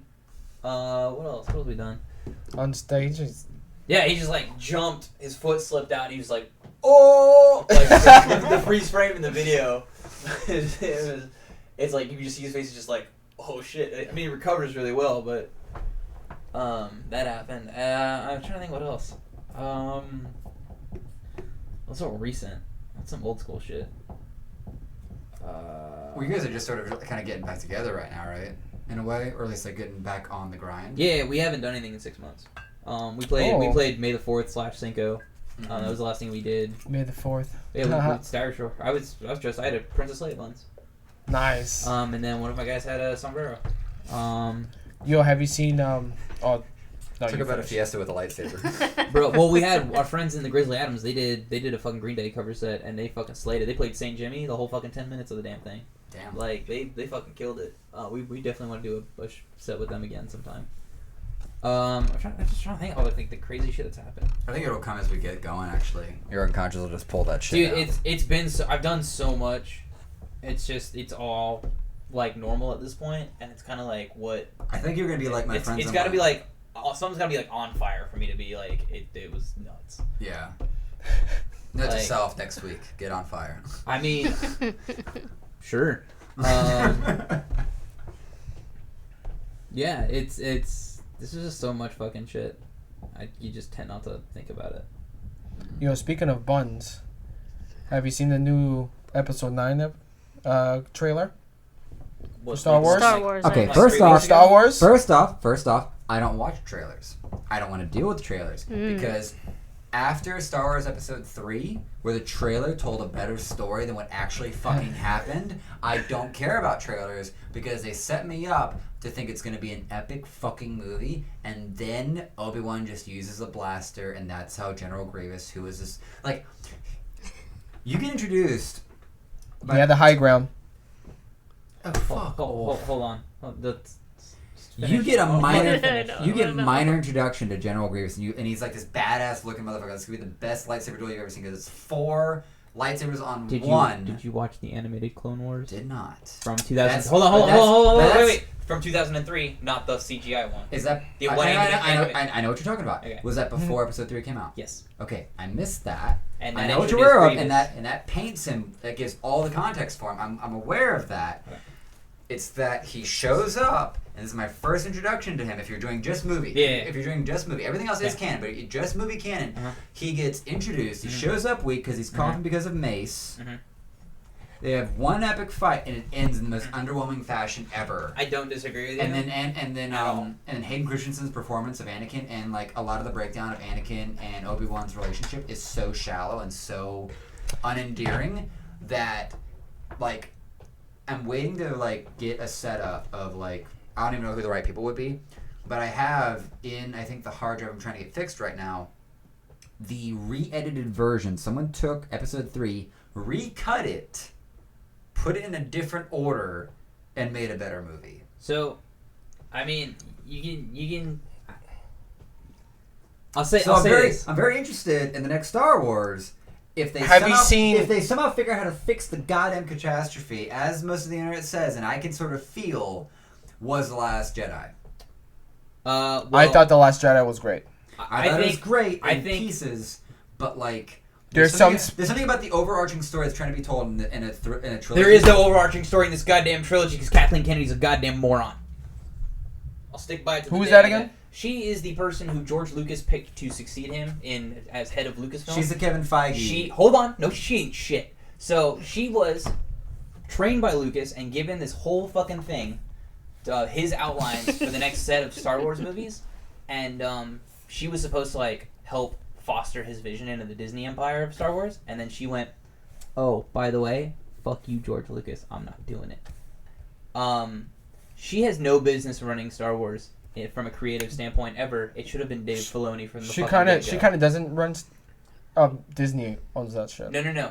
She is. No, the but creative she's head- like the she company, is like- the head of Lucasfilm. Okay. Like, Yeah. so think of, and I'm not saying it's equivalent, it's just more of metaphorical leadership in terms of how much control they have. Kevin Feige, the genius move with Kevin Feige is that he's the one guy overseeing the entire execution of the Marvel Cinematic Universe. She is the equivalent for Star Wars, she just sucks.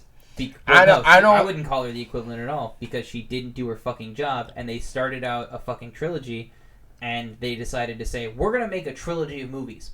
Cool. What's the story of this overarching trilogy gonna be? I don't know. So they hired J.J. Abrams, right? No, that's exactly. That's why I'm laughing happened. because that's exactly what this whole fucking thing is going to. They had J.J. Abrams come in and do Episode 7. Start strong. Which, as much of a rehash of Episode 4 as it was, I still liked it. It was great. Episode 7 was great. Was fantastic. J.J. Abrams, amazing. I enjoy Episode 8, The Last Jedi. My issues with The Last Jedi are that because they had no real overarching story, and I blame Rian Johnson a little bit for it, but mostly I blame the blame on Kathleen Kennedy and Lucasfilm for not having a whole story arc. So there's no that cliffhanger that you should have in the middle of a trilogy, which is why I think trilogies are just bullshit to begin with. There was none. there was semi-resolution at the end of The Last But it was Jedi. very And also, there's the whole unimportant. scenes in Canto Bight, which should have just been cut from the movie entirely because they served no goddamn purpose. Oh my god, I was gonna think about Yeah, it. that whole I was thing. gonna say it like Yeah, the that Vegas scene scene? entirely. That like I could. It was good. No, It was no, okay. wasn't. No, hold on. No, It and- was. and here's why. It Here's was why. good. It just did not need to be in the movie. It should have been a deleted scene in I think itself. okay, so Yeah. I And think you know it's, why? it's entertaining, but the resolution at the end of that little story makes the entire story useless. There's no point in that story. You know what the story is? Hey, Maz, we need a master code breaker. Cool. Here's the guy you're gonna go find. They don't even find the guy. They Nope. find some other fucking scumbag. And what does the scumbag do? Betrays them. Why? We don't even fucking know. He doesn't. There's no resolution to why he fucking did it. Where did he come from? How does he know all this other bullshit? What's he been doing? How did he know the programming on the First Order crap? Maybe- There's all this fucking. There's this character that gets thrown in. It's worse than fucking Boba Fett. At least we know Boba Fett's one of the most badass bounty hunters in the entire fucking galaxy. But he got ramped up after his trilogy, after the Star Wars trilogy. You know, the first three of Lucas's original 6. Fight me, internet. There's the original 6. You know, and it's like the same thing we're getting with Phasma. She's got a really cool fucking backstory. It's a shame she actually I like died. Captain Phasma. It's a shame she's not coming back in 9, but she's dead now. But like that whole section of movie didn't have to fucking be there. That whole we're gonna disable the tracking on the First Order's dreadnought and we're gonna disable the shield so the fighters can get in or whatever, so the rebels can get away. There was no point in that. They could have made a different story on those cruisers, and it's just like you could have done all that. Well, you You point out could this. have cut off all that and still had the scenes of them evacuating down to Crate, and it would have been fine. They would have not. You could have given us more time between Kylo Ren and Luke. We could have gotten more into why Luke was so hermited, even though they kind of gave you a good enough explanation anyway. It works for the Star Wars universe as is. May not be my personal preference for how Jedi Grandmaster Luke goes down, but fucking whatever. I get it. He was traumatized and he needed to, cry about it. It's fine. He's human. Whatever. But that's my big thing. But it's like that end of that movie was no big cliffhanger. Rey is now She's a Jedi. A Jedi. Yeah. She is now the last. Not the last. Luke wasn't the last Jedi. That was the whole point. That was it. So now we're getting J.J. Abrams to come back, and try so to fix the story. We're getting. There's no fixing it. It's We've already got done. The beginning, and we've got the end, but we have no middle. This middle, it doesn't fit the tone, and it's even like how they filmed Last Jedi just feels different. Mm. Like I did the other day. I watched The Last Jedi, and then a week and a half, 2 weeks later, I watched. Last week, I watched The Force Awakens, and then I watched The Last Jedi immediately after. It does not fit as a sequel to The Force Awakens. It kind of feels like its own. At all. It is its own movie, and it's not a bad Star Wars movie, but as a sequel in the Skywalker saga, fuck off, Kathleen Kennedy. It doesn't fit in that context at all, and a lot of it has to do with the scenes they filmed with the Resistance. Everything that existed with Rey, Luke, and Kylo work. Because it's the threat of the new Jedi Order, right? They're trying to get Skywalker back in to help face off against the First Order and whatever, and take on Snoke. And that's the whole fucking... The movie's called The Last Jedi, not The Last Jedi and the band of fucking idiots. Every move the Resistance made no fucking sense. And then everybody wanted to complain about the scene where Leia's in space and uses the Force to grab her way back in. That was dope. She is a child of Anakin fucking Skywalker. She can do whatever the fuck she wants. She's force sensitive. She is not. She doesn't have the powers of a Jedi, but she's close to it. No, for all intents and purposes, she could have. She's as untrained and as powerful as Luke. She's untrained. She could. You catch that? She's untrained, but she's as powerful. She's might as well be as powerful as Luke. That's true. Yeah. They're twins. That shit's kind of how that shit fucking works. Yeah. So if Obi-Wan had trained Leia instead of Luke, it'd be reversed. Oh my God. It'd be a better story. Hey. Women don't run away and cry on islands, do they? Obi-Wan I Kenobi probably is getting would, his but own that's just show me. on Disney Yeah, Plus. Yes.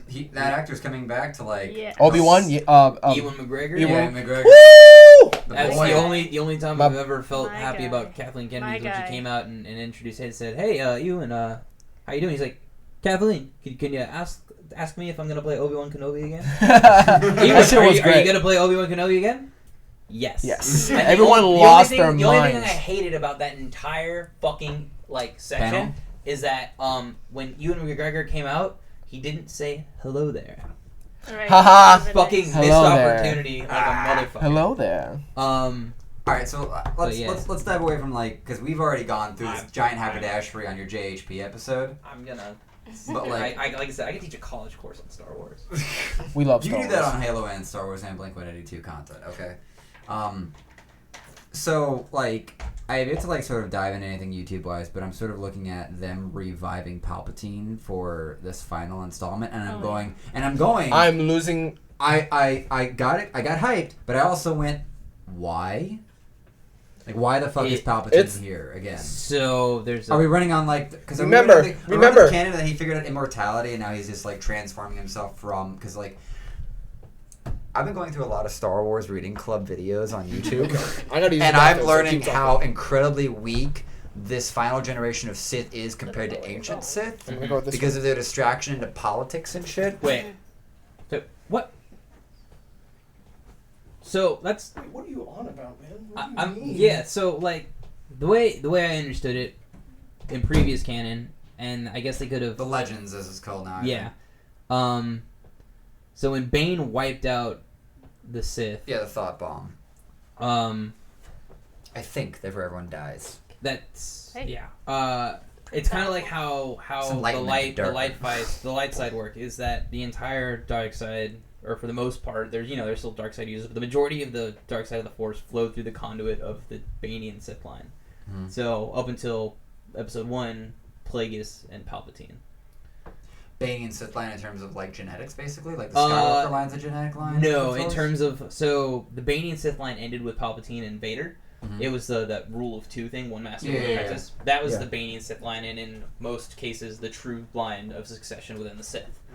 Well, the Plagueis was the one that first tried to actually end it, so to speak, and becoming independent, I believe. Because I think I just listened to that today. But he still kept the rule of two, with just having Palpatine as his apprentice, more or less. Yeah. So Plagueis had multiple apprentices. Mhm. Palpatine was his big one, but if Palpatine started slipping, he had a couple of others that would come after him. Yeah.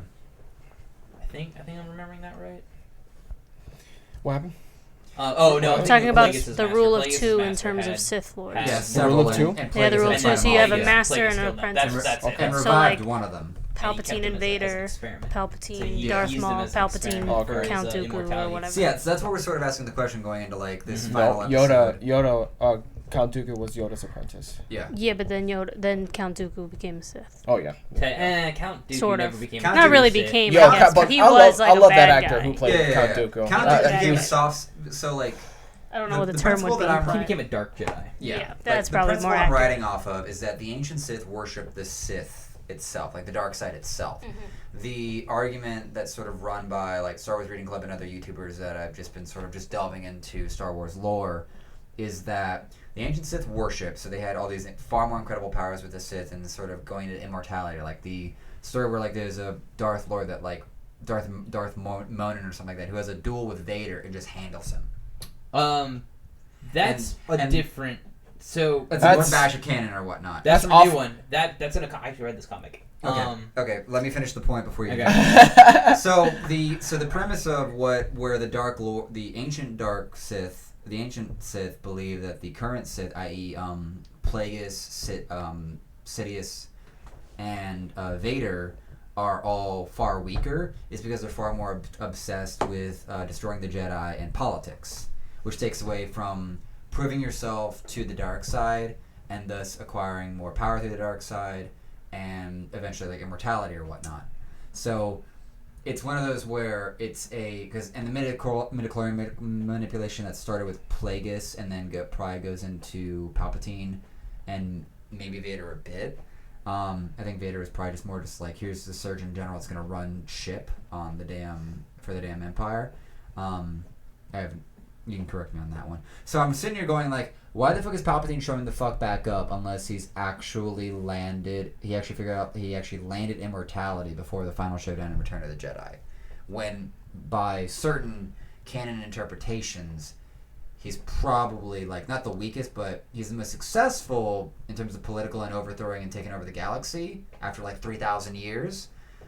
Or like he just got his shit together in a way and like figured out how to become immortal. He's just waiting for his right moment. So he did that. Like that's what episode 3 was all about. The idea with the Bane and Sith line is that it didn't get weaker. It got stronger because the entire reason for an apprentice to take over and become the new Dark Lord of the Sith is he managed to become more powerful than his master. Yeah. And in every instance, as far as I can tell, that's true. The only one it wasn't really for was Plagueis and Palpatine. Because Palpatine got him drunk. Palpatine poisoned him and then killed him. Yeah. Damn. Now, that being said, Palpatine was no fucking chump. No. Palpatine's not a weakling. Will Martin, I think, someone pointed out to me in like the novelization of episode 3, where like Vader like rises for the first time. I haven't finished reading it. I'm actually in the middle of it right now. I'm not going to spoil anything significant. I've seen episode the plot. 3. You know the plot, right? Spoiler.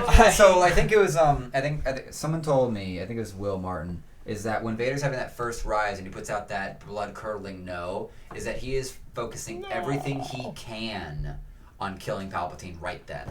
Like, he's doing everything he can, Force Rise or whatnot, to kill Palpatine right there, and it doesn't work. No. That's wrong. Correct. The reason why he rose up is the reason. One at a time. Jose first, because you're.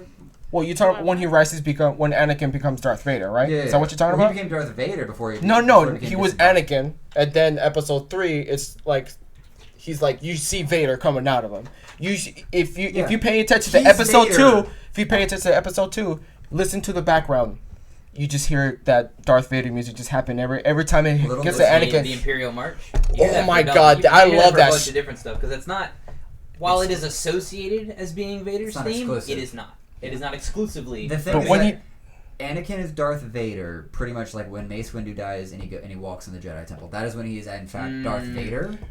The Darth Vader we know is when he's like, Legolas without a bow, and he's mechanized. Well, so my interpretation of it is that he isn't truly Vader. Even when Palpatine dubs him as Vader, he hasn't turned. He's not completely turned yet. He doesn't hit truly being Vader until he marches on the temple with the Fire first. And his eyes have once his eyes have turned Sith eyes, yeah. That is when he has become Darth Vader. Yeah. I'm gunning to get that skin put in for fucking Battlefront 2 for Darth Vader because Darth Vader has no skins in that game and that would be a good one. Yeah. Put up red-eyed Anakin. I think when he turns Darth Vader when he loses well,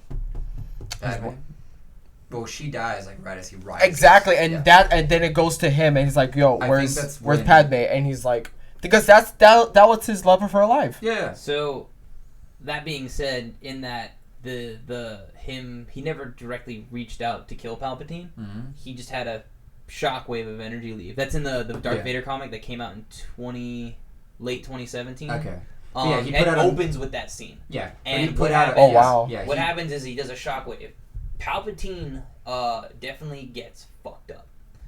He's not having a good day because he comes back. He stands up and he goes bitch slaps him, and he shocks. He force lightnings Vader and this brings the whole first arc of the comic series is defend yourself, Lord Vader. Bring out your lightsaber. Strike me down. Where is it? So it's and then he has to go because Obi-Wan took it. Obi-Wan took his lightsaber. Yeah. Which is the whole arc of the first arc of that comic is Vader building his new saber. That's where my phone went. Took a minute. I lost it for like the past 20 minutes. But no, he didn't directly reach out to strike out at Palpatine. It just shockwave. He lashed out and Palpatine happened to be there. Yeah. I thought in episode 4, Darth Vader just picks up Palpatine and. No, that's episode 6. At the very end. Yeah, that's when Return of the Jedi. The very he end does of the do movies. That. I think Palpatine coming back is attributed to a lot of things. He could have cloned himself. I think in the commercial it looked like he had robotic legs. Well, he was on a throne. Yeah. He was True. in a chair. Can you not run trailer information by me right now, fucker? He doesn't watch trailers. He said that I don't know how long ago. You're the most uncaring person. I'm sorry, it just comes out. I don't mean to. like dropping water on my legs. I'm gonna say this. Don't be talking about Star Wars if you don't want to hear shit. That's like walking into a bookstore and being like, I'm irritated. I'm I'm irritated. I'm not gonna kill him. I'll just castrate him later. Sorry. Now. Thanks. But yes, I mean, like they're well, okay. Spoiler alert. Well, they're sort of going to the Starkiller area where because I think I mentioned. I mentioned to you before. I think at the JHP podcast that someone was sort of trying to like guesstimate where Rey actually comes from, as opposed to you came from nothing, your parents abandoned you, or whatever that shitty answer to her source. He actually runs on the idea of when she's down there in the dark side sort of nexus there, and she looks at like, show me my parents, and it's just like a copy of her, but they're out of sync. And he proposes like either like his parents are, so to speak, either Rey's parents are, so to speak, like Han and Chewie from like those two images, or she's a clone. She's from a line of clones. That's the big thing, is she's either a clone, or she is somehow she's either a clone of Palpatine, or an engineered biological thing of Palpatine, an engineered biological like clone of Anakin. There's theory she is from the Bridger line, who's Ezra from Rebels. There's all sorts of bullshit. I saw a really weird one. Somebody mentioned there could be a time travel thing, and while I think that's what I saw. It was weird. It exists in the Star Wars universe, thanks to Star Wars, thanks to Rebels. That's how they managed to save Ahsoka from Vader. Wasn't that his Padawan? Yeah. Okay. That's a whole season 2 thing for Rebels. It's one of the greatest arcs of all of fucking Star Wars. I'll be dead ass honest. If they bring out that nexus into episode 9, I'm gonna be honest and be a little upset. That's a really cheap way to fucking do it. Fucking time travel, shit out of here. Yeah, I read that article. I read an article about that just the other day. It was I heard about it. I didn't read it. It was weird. It was like, oh, it's a time travel and it's actually Anakin's mom. Yeah. And what the hell? And somehow they time travel. They somehow time travel her back into the past, and she gives birth to Anakin, and then now it's like a weird loop of it. So it was a weird article. She has the look too. She has like the bun and everything. She has the look of Mama Skywalker. But then like the like article it's shit. I hate it. Yeah, but like the article also said though that they were like, all right, well if Rey is so powerful, like, time travel or not, she should still have some memory of it. But then like when you talk to Shmi in the first movie, she's like, I don't even know what you're talking about. I don't know what force. What are you talking about? It makes literally no sense. So like it's like a weird theory that kind of it's a bad theory. It's a bad theory that like doesn't make sense, and I just want that to think Rey is just a person. Just how Luke and Leia it just was a burst of the Force. No, Luke. That was Anakin. Luke and Leia was a result of just like that. Just the forces come together, and the parents just died. Well, and she's just her own. There's a certain amount of where there's things that are set up in like the Force Awakens that like they need better closure than they did in The Last Jedi. It's that like you can have the Anakin start, but you need better context on that one. Like it's more of like the Skywalker line begins with Anakin being a virgin birth, which is like its own sort of Jesus thing, which is a really big thing, and it's like okay, cool. Whether or not that's like Palpatine and his Plagueis like manipulating midichlorians in the Force, birthing Anakin to counter their attempts at immortality. Or you have like the Force going so far out of balance for so long, for like only 20 years really, that the Force is like, no, we're gonna have another Force birth to try to rebalance it again because our original trial of Skywalker went to shit and is dead now, and his line has gotten corrupted again with Kylo. We have to have another Force birth, and that would be Rey. I'd be okay with that, but it hasn't been explained out or alluded to enough to where like it's a captivating story for just either hardcores or casuals to really like grasp and enjoy. The worst part of this is that we didn't get an I am your father moment. No. Yeah. And then having the closure be in the next act or the next movie. Yeah. Like we had with Empire and Jedi.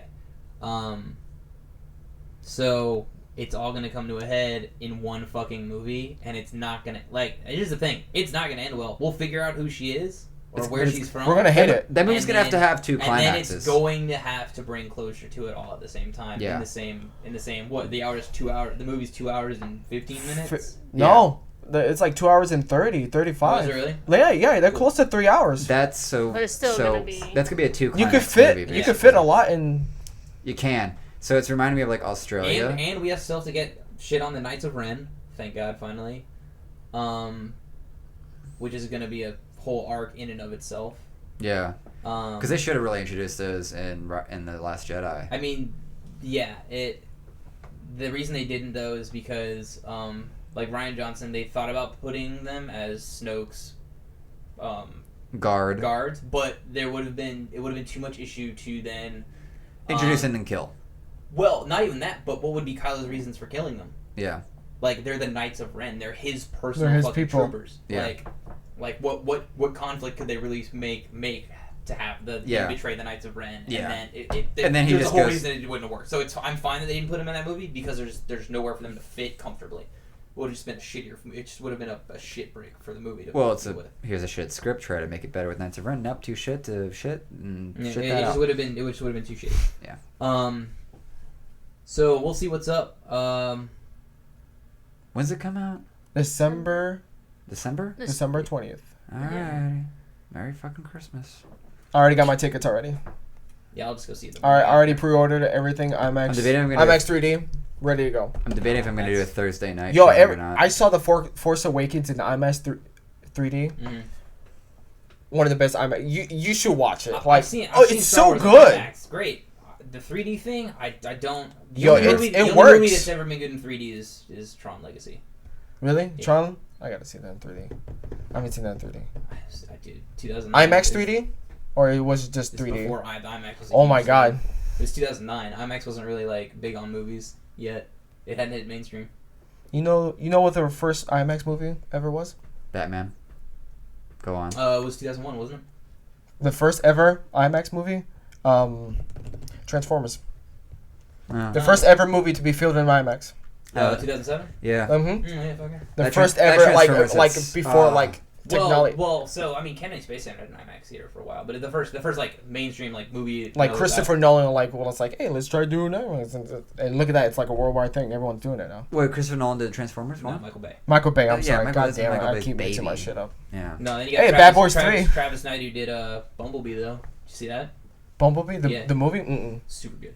Is it really? Yay. Better than it's a soft reboot on the whole franchise. As good, if not better than the first Transformers movie, or Dark of the Moon. I'll always love the Those two original. were good. Yes, Those two were good. Those two are very And good. then it got- Dark of the Moon's my favorite one. By far. Yeah, well, it's got a fantastic portrayal in it. Who directed Dark on the Moon? Michael Bay. Yeah, but yeah, He directs all of the Transformer movies? All the first 5, and then Travis Knight, who Does did Bumblebee. Kubo and the Two Strings, which was on Netflix. It's a claymation film, which is amazing. He did Bumblebee. I remember them getting horrible reviews or bombing when it was in theaters. What, Bumblebee? It's Kubo. Oh, Kubo. I don't know. If Well, it was yeah, ever in there's theaters. I only just remember a being- limit amount of people who will want to see that. Yeah. So you shouldn't be surprised. It was solid as fuck. It's got like a 5-star rating on Netflix. Ooh, who though. saw Once Upon a Time in Hollywood? I did. I heard it was amazing. It's a Say it. great little one story, and if you know the history behind what it's telling, all you have to look up is look up the history of Charles Manson. Yeah, that's as well as the actress that gets murdered. Because I didn't know it, but my parents did not have a lot of history in how they ran their world. My dad didn't even know. I think I've told you this because you're a huge music buff. I didn't even know who or what Queen was. I just knew I just had heard so many good songs, and I didn't know any of the artists' name till I was in high school. people are like that. That was my freaking upbringing. I didn't hear Bohemian Rhapsody till 8th grade. And I thought I was listening to 3 different songs, and Queen. I'm like, what the fuck is Queen? Who is Queen? What is yeah. The movie's great, by the way. Bohemian Rhapsody. Bohemian Rhapsody. Oh The yeah, movie. I imagine it would be. It's really good. I suggest you see it. I want to It's- see Rocket Man too, because Rocket Man. Oh my god. I heard it those, was those are two good little biopics of those bands and artists. Apparently the I don't know his name, but the lead actor for Rocket Man? He has his own autobiography coming Oh, out. How he did the Jaymee. movie. He's young as fuck. How's he pulling an auto already, man? Like, How he did the movie, doing Elton John and working with Elton John. oh, okay. So he's And helping Elton John do an Dude's been in a autobiography. shit ton of stuff already, though. The kid? Yeah. Oh yeah. Been in both Kingsman movies, Kingsman's both Kingsman movies, Robin Hood. Robin Hood, wow. Yeah. He did Rocket Man. Did you he's see his done- reply to someone saying he should do Wolverine? Oh And man. he's like, What do you say? No? Nah. He said no? I don't think I could pull out that kind of like. Fierce I don't think they should not do a reboot of a Wolverine movie. Who's watched Letterkenny? Who knows of Jared Keeso? Ah, this is so unfortunate. It's on Hulu. I've seen bits and pieces, but not a lot for me to be like, oh, I know who that guy is. Yeah, but I know what you're the guy talking that about plays though. Wayne. Someone. Does he wear the plaid shirt? Yeah, the plaid plaid shirt. He's the fighter. Okay, Someone yeah, fights all the yes. time. Yeah. Someone threw in like on the Letterkenny subreddit. They were like, "Need new Wolverine. Not that well known. Good proven acting career." Like pull in Jared Keeso, the guy that plays Wayne. I'm sitting there going like, I don't know. And then you see like how well they shoot him to look really fucking tall when he's probably not even that really fucking Too tall. tall. And you're Wolverine's kinda, not that tall. Wolverine's 5'2". I know. Like Wolverine is like tiny. Wolverine's actually a short guy. Yeah. He's a short, he's a short, stocky broad. motherfucker. Yeah. What's up? Yeah. No, Yeah. headass. Yeah. That's why they do when they do like fastball special, like when Colossus tosses him. That's why it works so well because he's so goddamn small.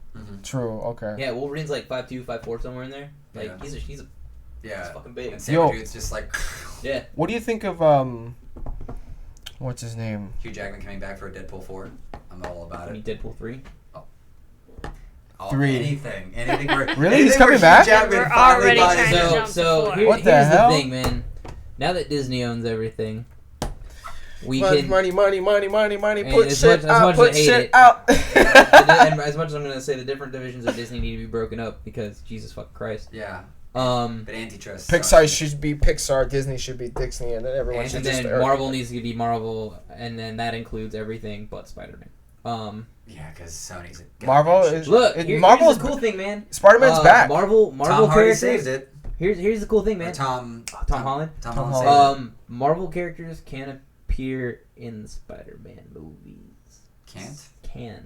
So let me get that. Marvel. dope Wait, ass what? Say that. Marvel characters Can if appear I'm in right, Spider-Man under this movies. It's new like deal, this. Can It's like this. show up in Spider-Man movies. It's like this.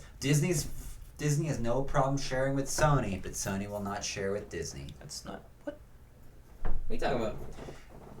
Marvel characters, Right. as in what Disney owns in terms Uh-huh. of the propriety.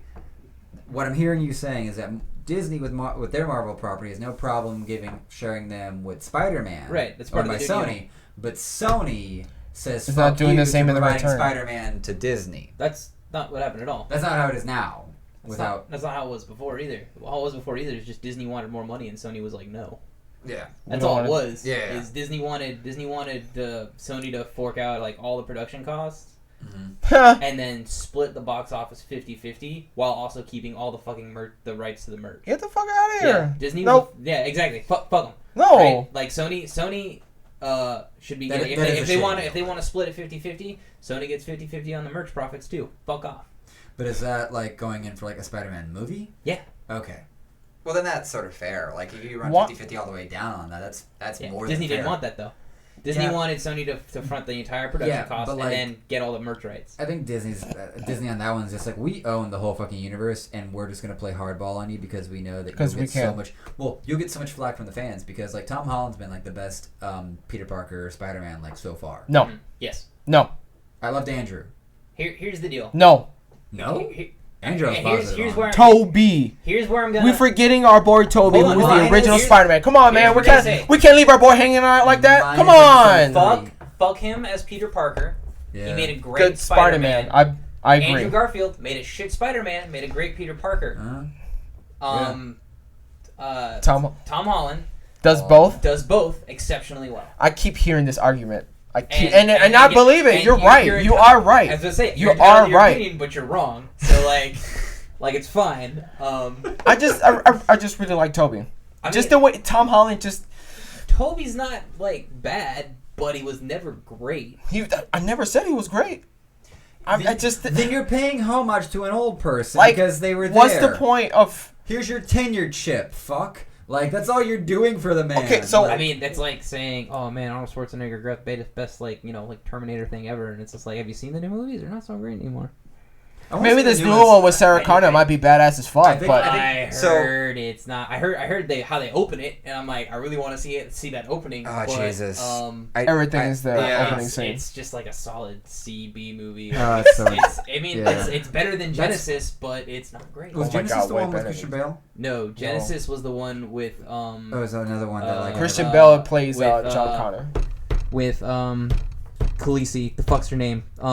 Oh yeah, Daenerys Targaryen. Yeah, Amelia Clark. Yes. There you go. That's like I'm I'm, good I'm for trying to run something. through all her character names before I get there. I'll get there eventually because I've seen her in a million I fucking know. things. You said Khaleesi, and I was like, I know the name. I just Amelia had Clark. to Yeah, force it wasn't out. bad, but it wasn't great. Like, Well, anything's better than Salvation, which is the one with Christian Bale. yeah, that's the one where He plays John Connor, right? Yeah. Actual John Yeah, he Connor. plays John I've seen Connor. some bits and pieces. It's just like, what's the? It's I an watched it. entertaining movie, but it makes for a shitty Terminator movie. Yeah, because it's far more human based, and there's not a Terminator. It's just No. No, there is. No, he faces an army of T-1000s. No. No, Or he is it faces, T2? No, he faces No. one Arnold. No. No, yeah. They This don't. is one Like, Arnold. they go to the factory where they're being produced, but they Produ- don't okay. fight them all. Yeah. Yeah. I mean, like, I liked it when it came out. I was like, cool, first Terminator movie in like 7 years. Awesome, Yeah, let's since go, let's Judgment go. Day, basically. Yeah. Yeah. Which I like Judgment Day. I think it was bad. The second one. No, Third there's- one. Oh, the where they're in the RV and they try to. Oh, I'm sorry. Third one's that's Rise of the Machines. Third one, yeah, Judgment because Day- the third Judgment one Day he is the actually second they one. actually go to Skynet and try to shut it down, but it's Yeah, actually 'cause- And then it Skynet. Spoiler Yeah, alert. because first one she gets to tell. First one she meets Arnold for the first time, Yep. runs away, finally destroys him. Second one she has her son, and they get a protective Arnold and deal with the liquid version. Mhm. Third one is Judgment Day. Mm-hmm. Third one's Judgment. No, Judgment Day is the second Second one. one. Third one is Rise of the Machines. Third one's Rise of Machines, where where he's now crazy. His mother's dead. Mm-hmm. his mother's dead. He comes back, but he's actually saving the girl that she's with, not Yeah, John he's Connor. saving the girl, and they actually do finally end up where they're supposed to be the leaders of the rebellion. Like they're finally like there. Like Yeah, underground. Oh my! That whole it's- like. Yeah, the timeline thing is like, and then like, who's there? Like, who's in charge? It's like, I am. It's like, All right, Jared okay. finally fell into place. You're the last one left. Tell us what to I do. finally fell into place, basically. Like, Yeah. I love that. I love And that. then Like, Salvation was so- like so, he's okay. not in charge, and then At all, yeah. Yeah, and then Genesis was like he ended up becoming a Terminator and getting sent back to kill his mom, and That's the fourth Kyle one. Reese is the fifth one. This is Genesis, and then Yeah. it's the one with Amelia Clark, and It's then the one like That's when he comes like as It's his the one that I CGI don't- self. no, That's it's he comes back real, and then Arnold's in it too, and then like Arnold ends up becoming like an upgraded. He goes from like the T-800 or whatever it is. He gets like upgraded into like the T-1000, like the liquid one. And then they shit. scrapped that timeline entirely. So yeah, this one they're just going from like 3 to 4 now. Basically, no, in it's this timeline? no because it's Sarah Connor's alive. Mhm. Yeah. So it's like she's old. I'm gonna ruin the first 5 minutes of the movie for you, even though I haven't even seen it yet. I could care less. Spoiler alert. Skip. Boy. Giving it 5, Skip. 4, 3, 2, 1. They killed John Connor in the first 5 minutes. You think so? Yeah. No, I told a friend saw it. He told me. Damn. I was like, I'm not gonna see. He's like, yeah, dude. They're like chilling on a beach. Like John Connor's a kid. They just blow him away. Get the fuck out of Yeah, here! deadass. Bam! So, pretty much. So what? They're running an alternative timeline Yeah. where like she has the kid and he just dies immediately, and now she's just it to Yeah. like help lead it. Yeah. Damn. No, there's not even like a resistance. Like she's just like going around killing Terminators. Like that's like it's her fucking day job. Except Arnold is one that like malfunctioned and is like Just- on their But it looks side. like, in the trailer at least, it almost implies. Bring it back to that 2. I mean, Pretty much. like pretty much. Pretty much. It's a different ending to 2. Every I'm noticing that every commercial movies that coming out in the back of the day. Spoilers are over. Yeah. Every movies that come in like these commercials, I'm like, wait, they've done this before. I've Yeah, seen this. it's a different. I've timeline seen this of one. the It's whole called thing. Invisible Man. It's with That's this an girl. old movie. You know what movie? It's Hollow Hollow Man. which was based off the Invisible Man book. I'm like, come on, we can't think of anything original now? I mean, it looks great. It looks like a horror film, but come on, I already seen this before. I already know the whole plot, what's going to go on. Alien movie. This is why. this is where I sit here. This is where I sit here with Letterkenny as like, because some people have been like, it's like Trailer Park Boys or whatnot in terms of how it's. Trailer Park Boys is great. When See that? Showtime Saw was that, a right? thing. Sorry. I never really No, gave a shit about no. I'm Trailer just Park trying to because You saw that, right? Trailer Park yeah, was I good. did. I'm just trying to get. I don't care about truth. The thing about Letterkenny is that it's a Canadian perspective, so it's a whole new batch of perspective, and it actually sort of blew up as a comedy, and it's like on its 7th season just came out. So like, in the realm of like brand new stories and shit, I swear Netflix and probably Hulu are like the only things that are really doing it, while the rest of like standard old school Hollywood is just like, hey, what was a good book? Let's make it a movie. Hey, what was a good idea back in the 90s? Let's make it a movie. I can't wait for The Witcher. We've got That 12 days and a month. That The I Witcher? actually Yeah. that I'm really hopeful for. Series like was It's on Hulu, right? would be on Hulu Netflix. and Netflix. Yeah. No, feel no, like no I've seen Hulu, it. just Netflix. Yeah. I feel like I've seen it. I expect The Witcher. You have. It's got Henry Cavill is playing Geralt of Rivia, who's the main character. Yeah. I expect it to go. Oh, Which is, there's why a lot of- which is why he's no longer Superman. Yeah. I expect it to go. Okay, now I know which movie you're talking about. I don't know the lead the actor for. You don't know who Henry Cavill is? He's fucking Napoleon Solo. He's fucking Superman. I know He's who fucking Kent. I know who's Superman. I just don't know the actual name. He was in a TV show. I forgot what it was. The Man from U.N.C.L.E. is one of the most underrated movies of the past 10 years. I love that movie so much. And he was in Mission Impossible Fallout. He did okay in that. Oh, Yo, he was. dude, that's Just when he fucking loads up his fucking fists. Oh man, like that. No, it's like the way they did it in the trailer is like he's trying rolling like pushing his sleeves back, but while being ready to fight fucking Tom Cruise, and they put it up with shotgun like. so it's like So good. oh, it's so good, so good. And that fight scene's pretty dope. It is. It's dude, that whole movie is That good. movie is pretty intense. That they finally like close that whole arc off. I'm excited to see what they do with the They next finally- Mission Impossible.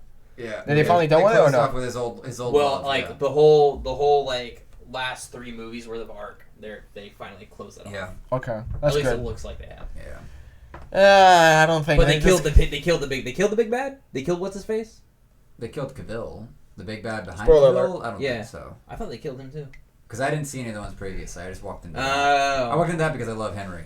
Yeah. Because like his Napoleon and like that and like Army Hammer just Mm-hmm. Russianed so well. You want to see good cinematography and good story and good characters? Ooh, You watch The Man from U.N.C.L.E. Yeah. If you want to see I all wish of they would've got that, a sequel. Dude. New James Bond, man, I'd be Dude, so good about it. that was so what is that good. one? And it Hold was on. funny too.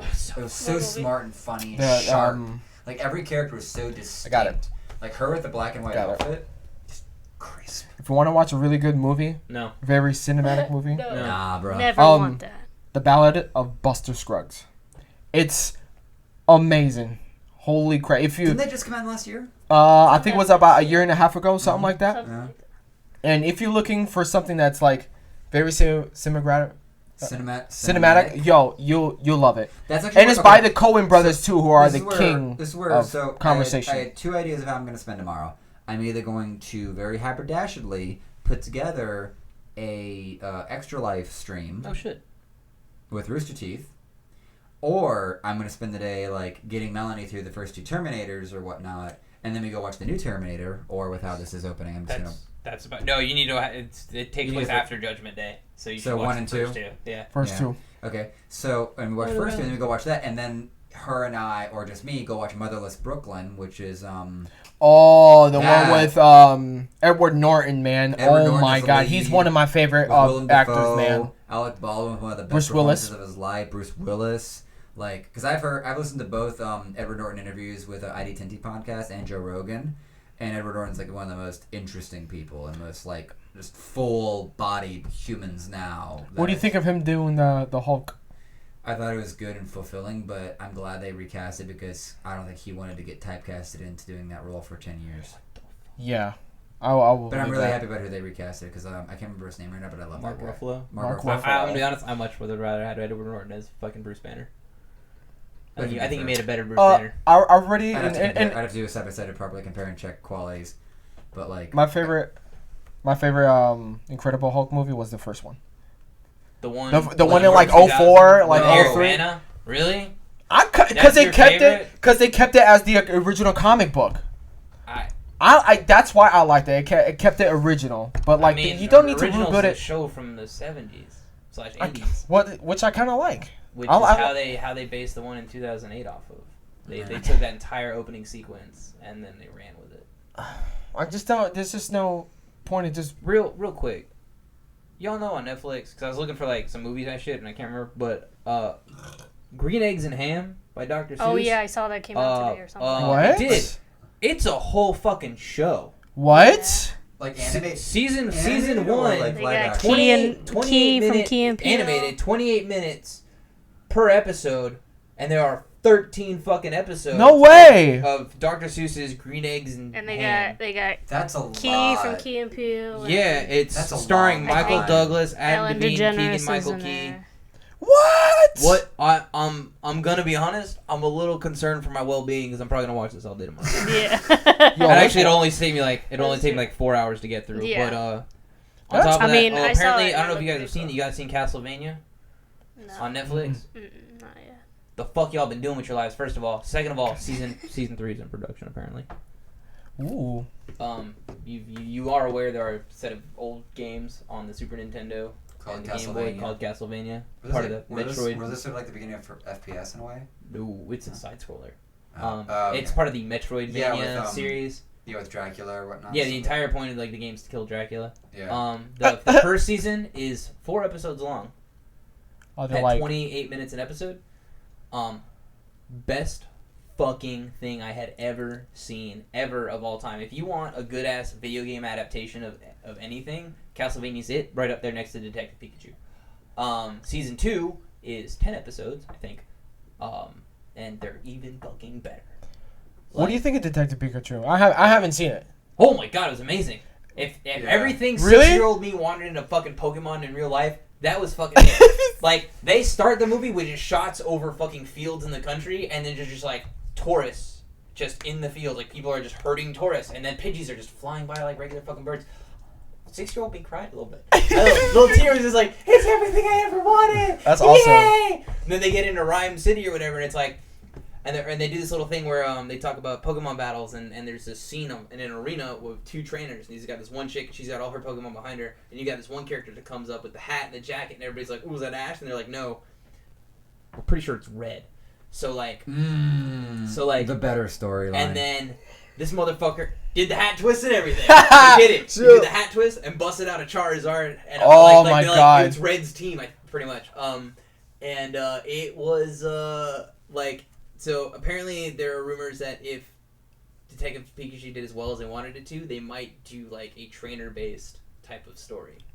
So Like training we Pikachu? we I might need to know, go. like fucking like following around like arena battles, like following around Red or whoever the fuck.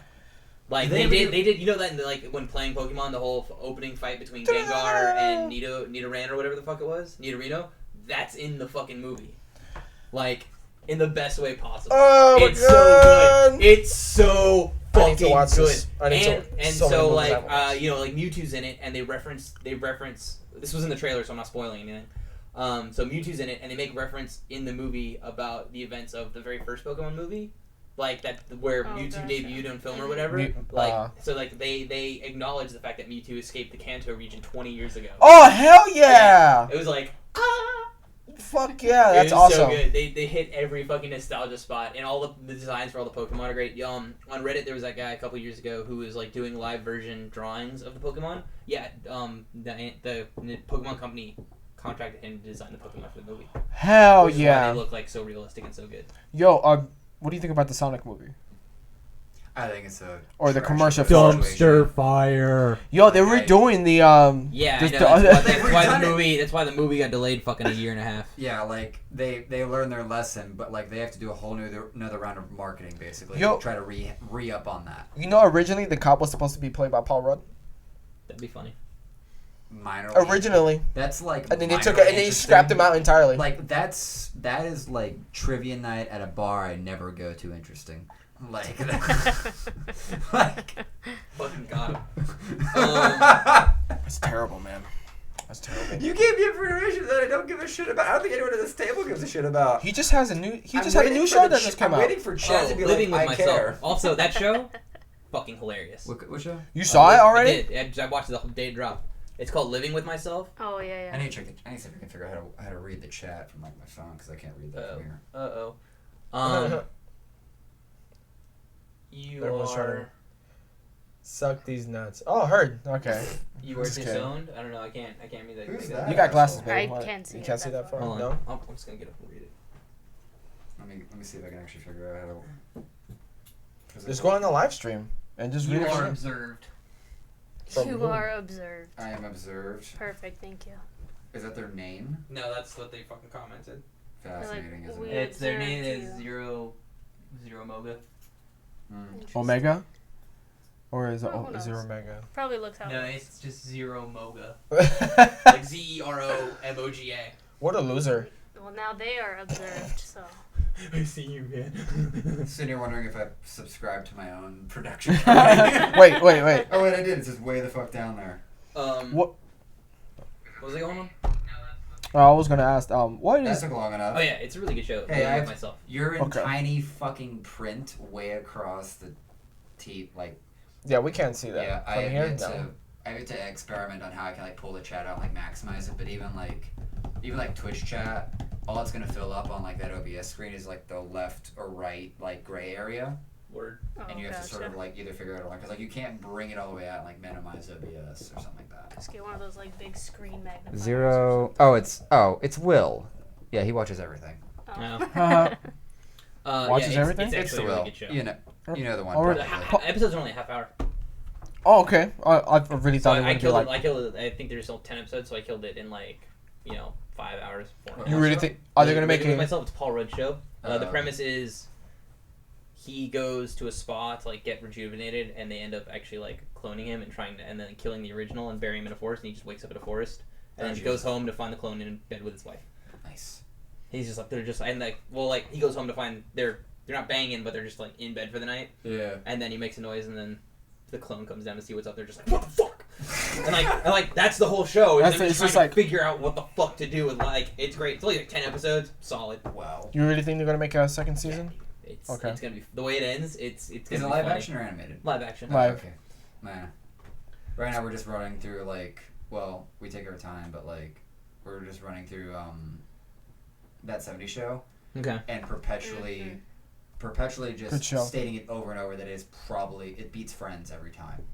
Well, For they're like quality writing, quality like morals being given under good. well, that comedy. 70s show was meant for a younger crowd. The Friends was actually meant for like what, medium and higher crowd. You can't. What medium? You mean Like- older people? We're about to be the age range I'd have to check what they were aiming for like back in the 90s, but we're about to enter the age range that they were aiming for Friends. I know. Like, I I'm love 28, Friends. motherfucker. It's a shame we don't have the same economic status or whatever the fuck that we could relate. Right? right. Right? You kind of watch Rachel and David Schwimmer's character, and you go, I hate them. Yeah. Mostly like not even. Rachel's a bitch. Rachel is a spoiled little bitch of a brat, and it's I like. wish I had that kind of money to fucking burn on a high-rise apartment in fucking Manhattan or whatever the fuck it is. The only one I really connect with is always Chandler, and then I love Joey.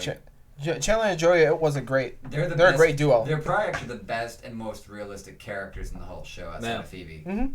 Because Phoebe, you can believe, it's like I know crazy people like that. Phoebe, I yeah. see crazy like people And like that Monica, at my you're job just every like, day. no. Monica's a bit crazy. Ross is a goddamn psychopath. Yeah. Like, you ever take the laugh reel off and listen to him? Yeah, I've That's seen every. it, yeah. I feel like that's No, that's but just not only but like- Ross. I feel like that's. he's a psychopath. Yo, No, yeah, I've but seen like it. I was saying, Other- did you see the one where like Yeah, they I've took seen- the laugh track off of the sandwich Yeah, scene? I've seen. He's like, you take my It's like, sense. wow, Creepy. you should be in a jacket Yeah, with you're a like, ooh, you tranquilizer up psycho. your rectum, making sure you never wake up again. Like, But and then he was Rachel- on sabbatical. No, because he went 'Cause crazy. he went crazy. right. They were like, why don't you just take a break? Speaking of shows, final season of Supernatural this year. Oh, they're finally gonna end that Oh, show? wow. 15th season is finally coming to an end. What shows have I'm been glad I around that never long? even watched the 15 one episode of that seasons. show. really I have. I It's watched. fine. NCIS. I No, watched- it's the first I- 5 seasons were amazing because they originally Yeah. had the 5-season plan. Season 6 was okay.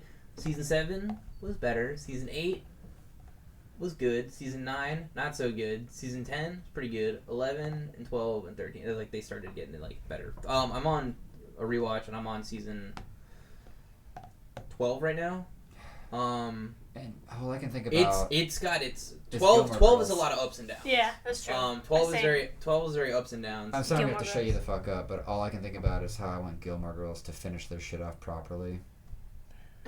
I never. Is that got all- into is that- Gilmore Girls. Are we talking about that the one I that loved came what out? they did. Because They did a did, lot of things right, but they turned Rory into a horrible I character. know. I was like, dang it, she started off so good. Yeah, they turned her into a horrible character, and they don't resolve that she should end up with the first guy. I can't remember his fucking name. Dean? Yes. Not Dean. Not Jess. Dean. Not Jess. Oh. Luke's nephew? Yes, that's who the fuck it should have been. I'll sign that petition right now. Dude. Jess. I love that actor. I love Yeah, that he's good. actor. Like He's that good. actor. Was this a reboot? Like a? No, It's a continuation. It was like they did 4 episodes Yeah, on Netflix. Netflix did and it. it was Oh, okay, okay. And it It was went a through like the 4 4-part seasons or It went something. through the 4 seasons, and it was beautiful what they did. Yeah. Like, and they end Lorelai's storyline really well for her and Luke, but they also turn into a giant cleanup for Rory because they turn Rory into such a self-centered piece of shit. Yeah. They end the grandmother's and the grandfather's storyline beautifully. Like, Yeah, that was I really cried sad. for that. Yeah, I was I cried for that. upset. And so like it's a great 4-part thing, but there's more that should be finished because they don't finish out Rory's storyline of who she should have ended up with.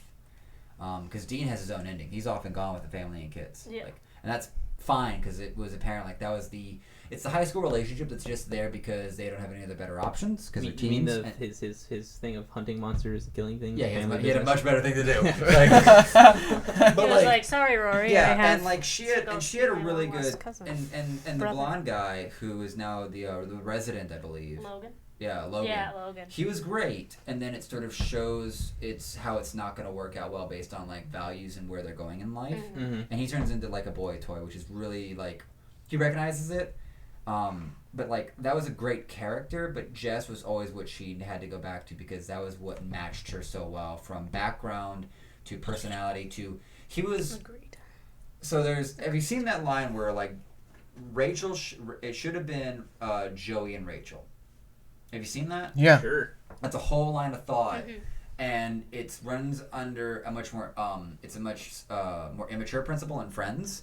But for Jess and Rory, it's a much more fuller thing because Jess is the only one that looks at Rory, recognizes her full value, and also recognizes like you're being lazy about like how you live your life. That kind of like the partner that challenges you is what you want. Yeah. Right. And that's what you want out of your characters. And that's what you should want out of your friends and like your best friend that you marry, so to speak. And Jess does that for Rory, and Rory does that for him, like in their own ways. And Logan does that in sort of how it begins, and then it sort of falls apart in different ways because of like just he's so like high class. He's not like he's kind of elitist maybe, but like it's so clear where it should go. And that all they do is just sprinkle like spoiler stuff. They turn Rory's character into such a self-centered millennial bitch, and it just sort of ruins like that part of it. And by proxy, it ruins Lorelai's story in that it sort of corrupts what was such a perfect wedding thing. But she has to fix this whole goddamn thing. And here's this giant fucking, like, cliffhanger at the end of it. And you're like, she has to fucking solve this shit with Rory now because Rory can't... Fuck! What do you I think? know. I'm like, please just bring it back so we can know. Bring back, fix it up, make Rory a Yeah. viable character. All the Mhm. tragedy that you just set up there for the cliffhanger, sure, Fix fine. it. Like, But bring it run back that and fix storyline, it. but fix it. Like, because Jess is... fixed his fucking life. I need him back. And he needs to come back. I Unfortunately, need him back. it's very clear where the cliffhanger comes from. Yeah. It's very clear who it comes from. And you're sitting there going like, no. Give it up. Jess, get the fuck in here. Mhm. Handle the business. Come take care of this stuff.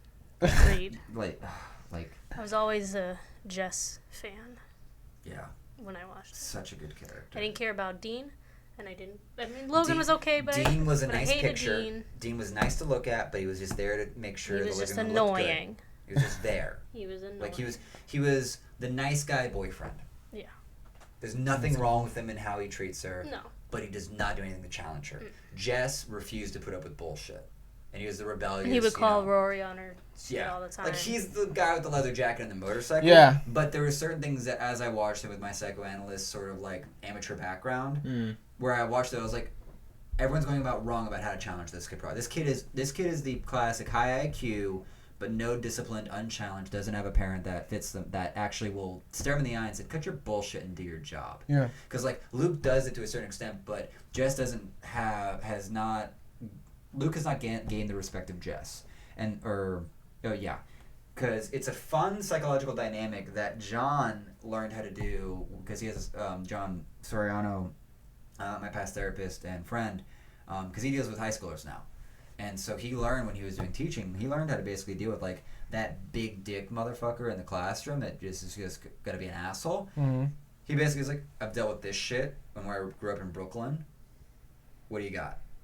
And some Bring fucking it. 16-year-old, either they have a good tragedy story and then it's like, alrighty, then we can even. Then like we're two adults because you've had to grow up fast. Or it's some punk and you check them and then they start doing the work because like, oh, I've now, in the how guys mature, I've reached that high testosterone challenge authority. You've met authority, you've challenged it, and the authority has respectfully matched you. And now you'll do whatever that authority figure does because they have earned your respect in something that fits. And that's where like this goes into a whole bunch of things. I think HR systems, or at least certain systems that are in play for like schools and corporations, need to have more men involved in the HR system because there are certain psychological dynamics that are only now being properly categorized and understood by psychology that makes it clear that certain things that have come from only the female perspective over the past like 30 years have been perverted and have created sort of mother bear tyranny. And that's my sort of analysis in that regards, as I've been hard pressed on Jordan Peterson, Simon Sinek, Steve Brown, and like one other. Oh no, he's not involved in the cultural dynamic outside of just how fungi can save the world, and that's Paul Stamets. So yeah, there's like my 4 horsemen to usher in a new world. That's your 2 cents on Gilmore Girls? All right. That's my whole. That's my sense to go Listen, everywhere. if I show you that, Like, if I show you Girls- Gilmore Girls, you're gonna be a Jess guy too. So I just got okay. Yeah. Pump your brakes, Well, okay?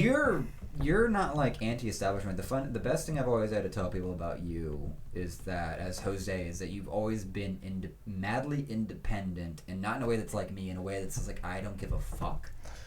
I mean, In a respectful manner, like you challenge authority in probably like in a casual way of like prove like you're not a piece of shit, and either I'm gonna ignore you, or I'm gonna get the job done. Otherwise, I'm here to hang out and do my shit and go home. Like.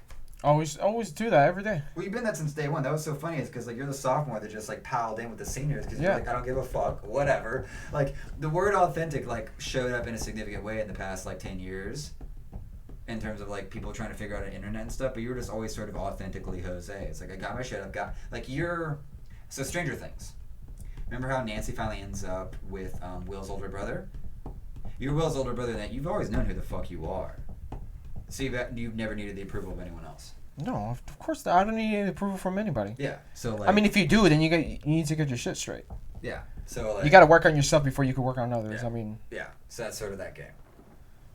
And that's where you to Jess to Will's older brother. Like those are like very similar characters in those pieces. It's different levels of rebellion. Back to movies. Y'all seen El Camino? Yeah. No. Oh wait, with The Breaking Bad movie. The Breaking Bad Sailor Moon movie. Oh no, I was thinking of Clint Eastwood. My dog. You're thinking of I'm thinking of I think it's El Camino. No, it's The Clint Eastwood movie. You Not think about Dorado. Gran Torino. Gran Torino. Yes. Yes. They sound the I was about to say same. Tarantino or something like that. Like no. That's a good movie too. You're That's like, no, that's directed by Clint Eastwood too. Yeah. Tarantino. Mm-hmm. Gran Torino. Tarantino. I was like, I said He also wrote the song that's the outro. Really? Wrote and performed. What? I didn't know that. Yeah. That's dope. Yeah. It's a good movie. All Tarantino. All Don't Clint, you know what up before all- I chop the top down? All Clint Eastwood has to do is like die without getting like swindled. Yeah. Like he's just Good. just coast out on glory, man. You gotta watch. Fucking Eastwood. El Camino. It's pretty good. Dude, It's for a it's good standalone, ending. It's a good ending for of a Breaking Bad. Oh my god, it's Oh, okay. it's so beautiful. I It's so have beautiful. to get through season 2 of Breaking Bad because I stopped like halfway through because I was so I hated the characters. I hated all the characters. They were all That's the point. stupid. That's the point. That's the point with every TV show. Okay, you know what I like? you know what I like? I like smart character. I like Sherlock. Yes. Get that I like English Benedict shit. Cumberbatch. Yes. Yo, she's all about that shit. I've seen watched Sherlock. I've watched It's and annoying. rewatched it. Oh Really? my God, Yeah. no. I can't stand how like over the top douchebaggy he is. That's It's how it. he's supposed to be. I think. It's Archer. That's how he's supposed It's to like be. no, It's no, British Archer. no, it's No, not. no. It's not even Oh, wow. close to I know. British But that's Archer. how. Well, I mean, Okay, I one at a just time. assumed it. I Like- just assumed it was, but Like I it's like it. you want a Sherlock like Robert Downey Jr.'s Sherlock Holmes is closer to Sherlock Holmes than Benedict Cumberbatch's is in any fucking way. But if it was a modern, dude, modern Sherlock Holmes, it would be. We have to discuss if we're talking about like the environment or we're talking about the character, because I've actually read most of Volume 1 of actual Sherlock, like the actual book, and Sherlock in there is not near as rude as Cumberbatch's is. Ooh. And I think that has far more to do with the writer. I can't remember his name. He's done a little bit of Doctor Who, but he's always... You know what I'm talking about. I do. He's a chauvinist, basically. He's a piece of shit. The writer for the show? The guy... Moffat. Fuck, dude, he ruined a lot of Doctor Who for me. He's a great writer, but he's chauvinistic as fuck. He's Doctor an okay Who, writer. wow. Dude, so that's one of the few things I go all fucking hipster about, because I've been watching that shit since I was like 3 years old. Doctor Who? Yeah.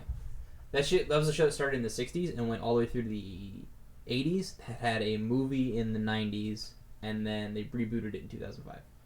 Or they didn't reboot, they continued it in 2005. Okay. That's it's cool. It's like the longest running show in history. That's pretty neat. Yeah, I like that. It's really fucking dope. Yeah.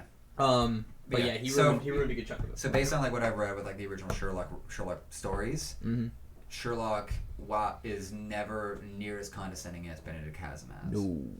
But he's an asshole, but he's not a douchebag. Yeah, like he knows how to do very good. He knows how to do very good social interactions with normals. Whereas Benedict Cumberbatch's is like fucking. And the thing is that Watson in the writing is actually incredibly unimportant. Watson is incredibly unimportant. He's literally there to say elementary. Yeah, he's literally there. He's literally there to be the biographer of Sherlock. Yeah, I like that character. That's all he does. That's all that Watson actually does in the original writing. What they do with the BBC Sherlock that I love is that they change the character significantly by providing an actual emotional attachment that never existed.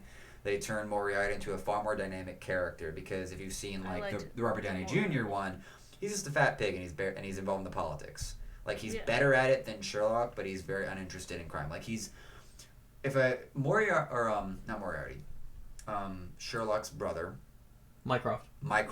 Mycroft is better at it generically in terms of the deduction, but when it comes to criminal analysis, Sherlock takes the cake. Yeah. So Mycroft can do the analysis, like the hat scene where they change the alpaca hat back and forth, and they go to the nth degree on it. Mycroft is better, but when it comes to a further analysis of basically people, because Mycroft is very uninterested in people, Sherlock wins. It's just a lot to go. It is. It's you have to choose what you choose to go to the nth degree on, and that's what makes it so satisfying. Because there's things that you love that you've gone to the nth degree on, and that's what makes it infinitely satifying, is because of the amount of minutia that you pull out of it. Well, you never know. Like maybe they did want Robert Downey Jr. to do the TV show, but he was doing Marvel at the time. No, not for the show. The thing you don't think he would have? The thing is that the Robert Downey Jr. one is an Americanized version. Oh, and you're the right. BBC one is very BBC, British. yeah. It's very British, and it is, I would say, the Robert Downey Jr. is just American theatrics. It's like the difference between 28 Days Later and 28 Weeks Later. Like 28 Days Later was a British director, so it's very subtle, it's very subdued, and then you very blah. And yeah, it's very it's all about building tension with little things here and there. And there's like the one thing with like the zombie bounces twice on the mind, which is like fucking hilarious. And you go to 28 Weeks Later, explosions at the gates because it's an American director. You're right. That's true. But it's still arguably the better movie. 28 Weeks Later? Yeah. So there's that. So that's where like the Robert Downey Jr. one, Watson's way more important, and Sherlock is far more theatrical. And you go to BBC, far more subdued, a touch of theatrics, but far more of an asshole. And so that's where you have 3 different Sherlocks. You have the book one, the original. You have the BBC and the Robert Downey Jr. one. And you could only argue maybe the BBC one's closer. I mean, in terms of how the character is. Maybe. But like, you can't though, because I think both Robert Downey Jr.'s and Cumberbatch's are equally separated from the median, basically. From the source. They're the same standard deviation away from the original. That being said, I just can't stand how much of a piece of shit Cumberbatch's is to like other people. Like Robert Downey Jr.'s character is insufferable, but he's not like an autistic fucking idiot. and I'm not like speaking about like autistic people in that way, but like the way Please. Cumberbatch is. On my Discord of friends that I play Overwatch with or play games with every night, autism is a superpower. Like, But the way he's portrayed is like the most negative way an autistic person could be portrayed, Well, as he's a being an sociopath. asshole. I mean, yeah, he's the and self-described he sociopath. doesn't shoot up with enough cocaine. Well, let's be honest. We're like, Oh my god, Well, it took him yeah. like Like, 3 or 4 that's- seasons to finally get to that. well, I mean, that's a huge staple in Sherlock Holmes. Oh, no, is that's- that he was That's established on within the first few. cocaine. I think that's established within the first few short stories of the original writings. Yeah, it's like it's Watson a discovers staple. it. Like Watson had like kind of not really searched thoroughly, but Watson had like he just was this way. He just was, and then he finally finds him like in a stupor. Like what's going on? He's like, I've been doing cocaine all day. Yeah. Like, what the fuck? It's like, well, his crime drops, so there's no cases, and Sherlock is a junkie on the I need a high all the fucking time. So when there's no crime, he does drugs. And plays violin. I feel like Poorly. he plays violin poorly. Yeah. Oh yeah, he'll go. Yeah, like, yeah. he'll go That's in the that brawls and whole shit. thing, and like you've seen the movies, right? Which Mhm. ones? Oh yeah, the movies. The movies, Robert yeah. Downey Jr. It's like when he's playing, like that's the whole thing. Like Sherlock Holmes plays violin poorly. He never gets good at it. On purpose. Oh yeah, Yeah. he's just Yeah. He's just always Yeah. fucking all over the place. Actually, and in the getting book- shooting up cocaine. Like he Yeah. shoots it up. He didn't snort it. He shoots it In up. the book, he's good at violin. In the book, he's good. But yeah, going out and just having fights, And all the time. just going out and fights just to do something. just Yeah. this fucking guy. Yeah, like Well, like- that's why I'm like the RDJs is I feel is a closer to more accurate portrayal of it, but it's not. I don't know. Yeah. But still not as accurate as it could be. But I mean, it's got to be entertaining. So. No, if you guys should run on anyway, because I know we've been trying I to mean- not run over you this whole time. No, What were you I'm gonna just say more like a person where I just like it if I like it. I don't even Yeah. care how it's, like. Did you like it's both supposed of the to be. modern ones? Yeah, Yeah. I like them both equally, and I probably couldn't tell you like, oh, I would much prefer to watch this one Yeah. or that one, and Mhm. just like that, like kind of circling back to Star Wars. I was like, it had nothing to do with anything, but I was like, I loved it. Yeah, that's I fine. loved it, and I like that's just about almost Yeah. every movie that I go see. I'm That's the level of like, I either analysis love it you or I have. like it. Yeah. And I'm just Yeah. I'll be like, okay, well, I didn't like this part, right? Like I was like, Yeah. oh, I Yeah. didn't like this, I mean, and it's just, sometimes it's on point with everybody else, and sometimes it's It's like, not. no, everybody else loved it, but I didn't. But that's okay. And I'm like, I You're have a plain overview low impact, of like. low level analysis. Came here for a good time, not a long time. Yeah, I mean, I'm that's just like, that's hey, how I I feel like it a about lot. the new Godzilla movie. Oh, it was so good. Which one? The King new of one that just came Monsters. out. Just came out. Like, it was Fucking they good. had the big four in it. It was good, man. That's the one he's on the Usually- island. Usually, if anything. No, No. it's the It one where takes place in Chicago. It's Oh my- Godzilla, Ghidorah, Mothra, and Rodan. What and the then, hell? And then hold on, goes in. 27 other fucking monsters are in that Yeah. movie. Like they make appearances, and then at the end they show up and like, There's like bow four to at the end king. there, yeah. It is so. It is and then As- it as- leads I think in, and as then like someone- the entire credit sequence leads into King Kong versus Kong Godzilla. versus Godzilla. Which Comes out which this Oh year. my my friend God. wants really hard. Josh wants it really hard to be where King Kong wins because it's It's- gonna finally be an American You, director. you know what it's gonna be, right? Godzilla's gonna win. Godzilla and Kong versus Mecha Ghidorah. Oh yeah, yes, Dude. yes, Like, that makes sense. That makes sense. That's what it's gonna fucking be. Dude. That's So gonna be like epic. someone wrote out that like Godzilla, King of the Monsters, is perfect because it's exactly what it should be—a bunch of monsters Just fighting. beating the shit out of the It's- human story is honestly minimal. Yeah, Like it's there, and you can ignore it, and it's still a good movie. yeah, it's so good. Like There were certain points in that movie where I was legitimately scared because of how well it was like Dude. CGI'd and shot. Like I got scared. Godzilla's new redesign is so much closer to classics. It's like all It's they- scary. Brozilla. Like, oh, dude, you got soul as fuck. Dude, Ghidorah's design blew me away with how like accurate to the original monster, but still being modernized and brought up to be Oh, terrifying. I love that shit. Like each head has its own personality. You got Jim, Steven, and then Kevin. Fucking The one that gets the killed one every all the way time. when you're looking at it, the one all the way to the right hand side, just kind of fucking dumb, and they like the heads fight amongst themselves and stuff, and just Yeah. how big it is in comparison, like to Godzilla. And they run like the actual like sort of science background of him in a way. Too. Yeah, it's cool. Here's a base science explanation. They of even them. touch on Ghidorah not being from Earth, Yeah, like he's which an is alien dope monster. as fuck. Yeah, That's his.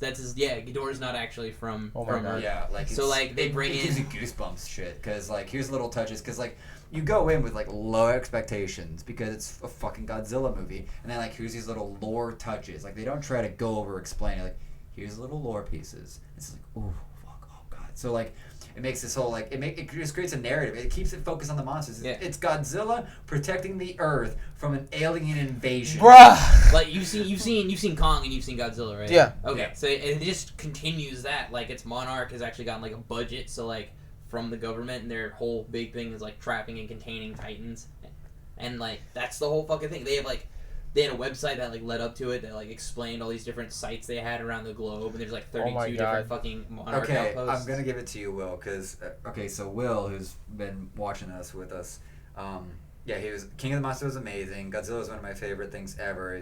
He saw the most recent one 3 times. Dude, it's so good. Yeah. I bought it. I bought the Duo Pack digital on Google And yes, YouTube. Will, I Oh, yeah. will recognize your indignation at not being here to nerd out on a Godzilla conversation. And they brought the original like Go Go Godzilla theme back into the fucking movie. Oh Like my they took all God. the original music and like brought it into. Okay, so there's one scene, and it's actually it's in the trailer, so you know this scene. It's hilarious to me because it's where they're in the sub, on top of the sub, above the water, and Godzilla is standing there looking down at them. Oh.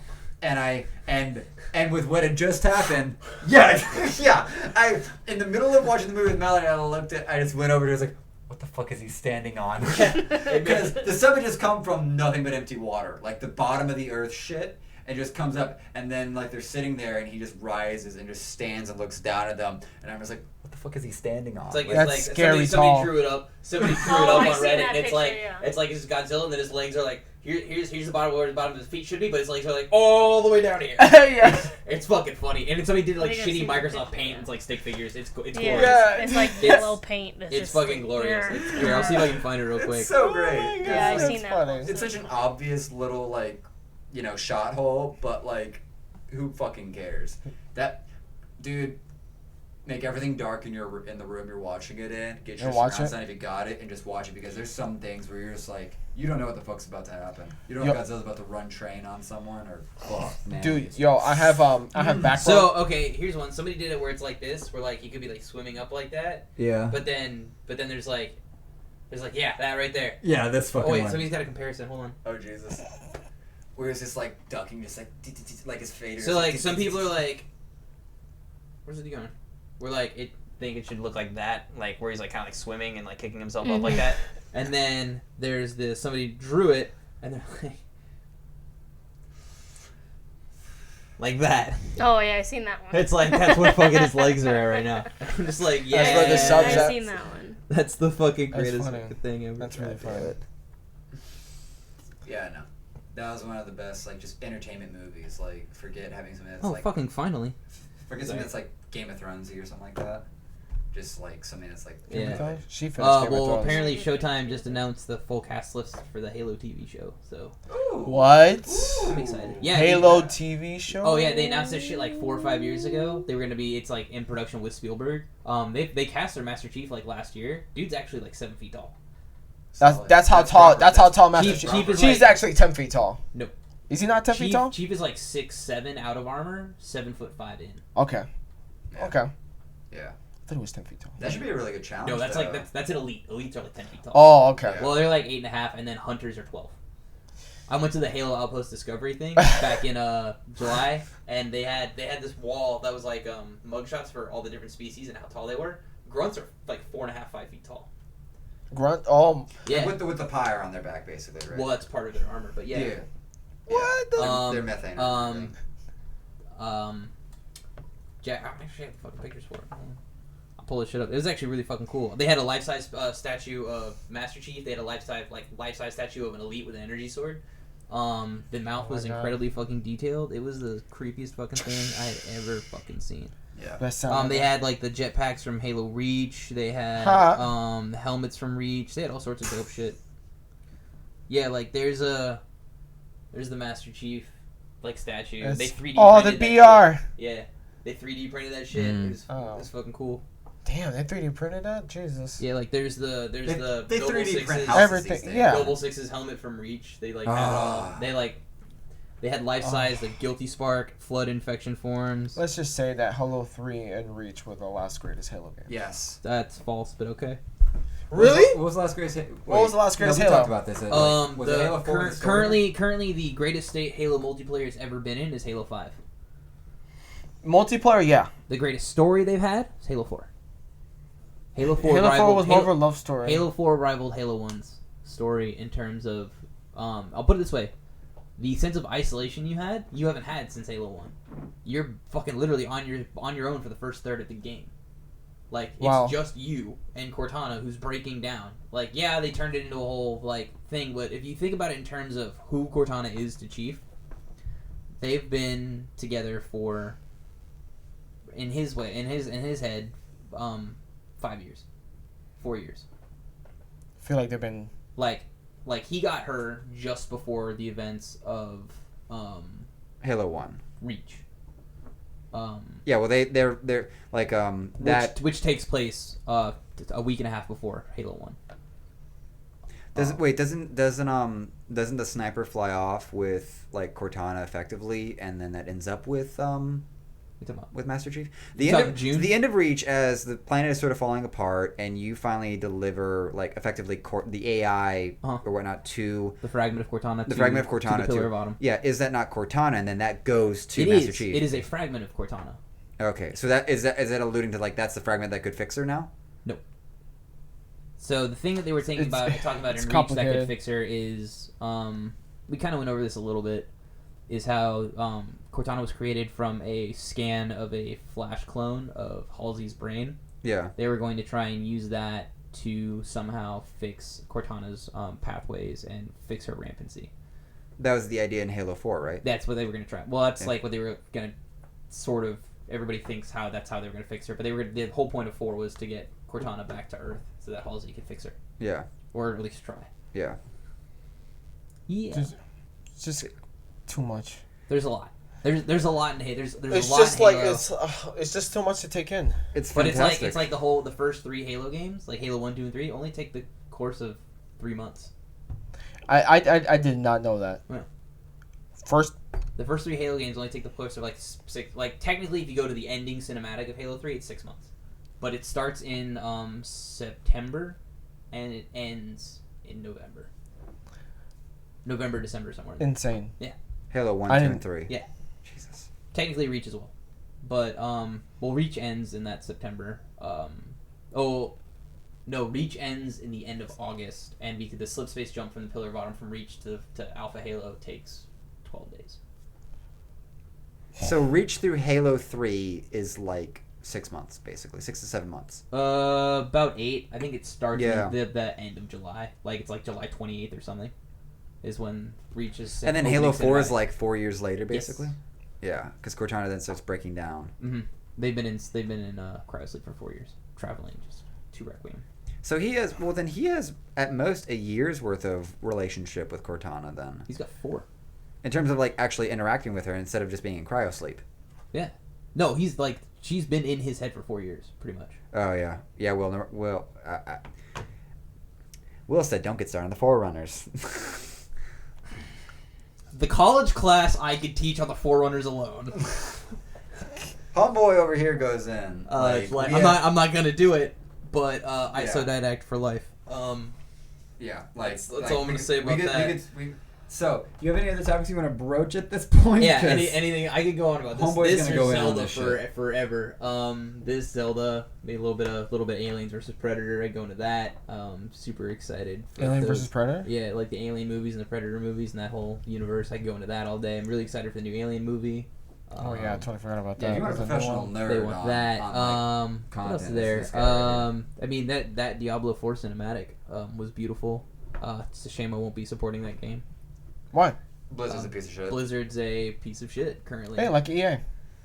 Worse actually. Yeah, EA doesn't. Worse? EA Oh doesn't, my god. Well, EA wants to fuck you for every dollar you're worth. At least they're doing it for American dollars and not fucking over players and American players and other players for China's money, who are currently performing huge human rights violations. And the big deal is that one of the professional Hearthstone players, while this is in the rules for the tournament, to not like say things that could offend anybody, this guy was a Hong Kong player, and he's like, freedom for Hong Kong, whatever, revolution of our time, or whatever this little speech he gave.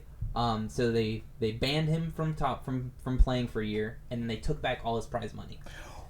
They gave it back. Now, hold on. The only reason they gave it back was because of the sheer outrage. And then they issued an apology on their American Twitter pages and stuff. But in their Chinese Twitter pages, it said we would never let we did this, and we would never let anybody or anything cause disgrace to the great nation of China. So was it you that pointed out and that the verbiage that the president provided in the apology of that situation to the American audience, that so they were talking about the speech or the written out letter? The written out letter. How it was written by somebody from China? Yeah. So for the example, you ever listen to a second, like their English is their second tongue, okay? And they have certain ways they speak English that actually, in the order of way they're grammaring, is actually more Spanish or something like that. Yeah. Like they'll do, the order of how that goes. So someone actually went down, analyzed the president's written letter or whatnot, and recognized that the pattern with which the English was written informed that it was a Chinese original writer. Yeah. So what the fuck? Yeah, Blizzard. And then they came out with their apology during BlizzCon. Wasn't even an apology. They didn't mention China, Hong Kong, Blitzchung, or any of the things that actually happened. They said we acted too. All they said is, over the last couple of weeks, we did some things. We acted too quickly and too harshly, or whatever, or not even too harshly, just too quickly without enough thought. But they didn't say the words. We're sorry to the players. We're sorry to the casters that we have now stopped doing business with. They didn't actually apologize for what they did. They just came out and said, we're sorry. Like that fucking episode from South Park. Dead ass, just like that. I don't get me wrong, I enjoyed the trailers for Overwatch and Diablo and World of Warcraft. Beautiful trailers. I'm actually really excited to see the shit that comes out from Diablo. I love the Diablo series. I've been playing it since 1996. I was 4 years old when I first played, or 5 years old when I first played Diablo. Gave me fucking nightmares. My dad was very sorry. He let me play that game after that. But I've been playing it, Diablo, for the last 23 years now. I've been playing StarCraft for 20 years. Blizzard's a huge part of my life, but and I'm really excited to see where these series and franchises go. But I won't be giving them money for it. I'll watch somebody play through it on YouTube. Okay, that sounds fair. At this point, they're a very un-American company. Well, isn't there a whole deal happening with China right now? Yeah, they're basically so. I'm gonna give the surmise of what I know. I do know of someone that can actually speak on this because she lives in Hong Kong. But effectively, so Hong Kong was a British colony, and upon their sort of independence or release, they were, I believe, given 50 years of solitary independence from China, from any country, basically. And so, what's happened is that 50 years got re-upped recently. And so at the end of 50 years, Hong Kong will be absorbed back into the communist nation that is China. And Hong Kong, as I see it, is basically the modern American colonies, because that's what happened to us. The 13 original colonies got 50 years of independence. The British Empire never bothered with them. We were part of the British Empire, but they didn't tell us how to do anything. We had 50 years to become our own independent batch of states. And then they try to come in and enforce their own rule that by British law they have it, but by spirit they didn't. And so we said, fuck off, American Revolution, America. Let's go. Hong Kong is this is right now the American colonies in Hong Kong. Now it's Hong Kong versus the second largest economy in the world. Not to mention China's gross amount of human rights violations against I can't remember the exact sect of Muslims. They're and shooting. Not to mention mention Taiwan and the Buddhists. They have taken the guy that's supposed to. Not even Taiwan. I'm actually thinking Tibet. I'm going to Tibet, not Taiwan. Yeah. They're harvesting organs from people in their concentration camps. Yeah. What? Yeah, dude, it's severe human rights violations, and there are these companies that are. The UN is just like the League of Nations, useless. Yeah, there's just not much they can do. It's fucking China. I could tell you to stop doing it, but are you actually going to stop? No, that's the thing. The only thing is that all of the UN and the thing is that the problem is that Russia and China are their own independent batches of hell, and the Middle East is useless. Africa is like getting its shit together, but Europe is like, they're not Japan, but they're just not interested in doing much. They're too much in negotiations dealing with it as is with the whole Brexit thing. Yeah. So like, and yeah, with like, because that's tying up the EU, and NA is on this sort of, in like South America and like Central America, like they're effectively like a better Africa. Like they're way modernized and everything. Like Africa and everything is way modernized and everything, but South America got fucked by the CIA so much with coups and everything that like Venezuela's trying to recover from socialism and communism. Well, communism into socialism. Brazil has had so much corruption in it that they're just fighting to like try to get some stabilizing things there.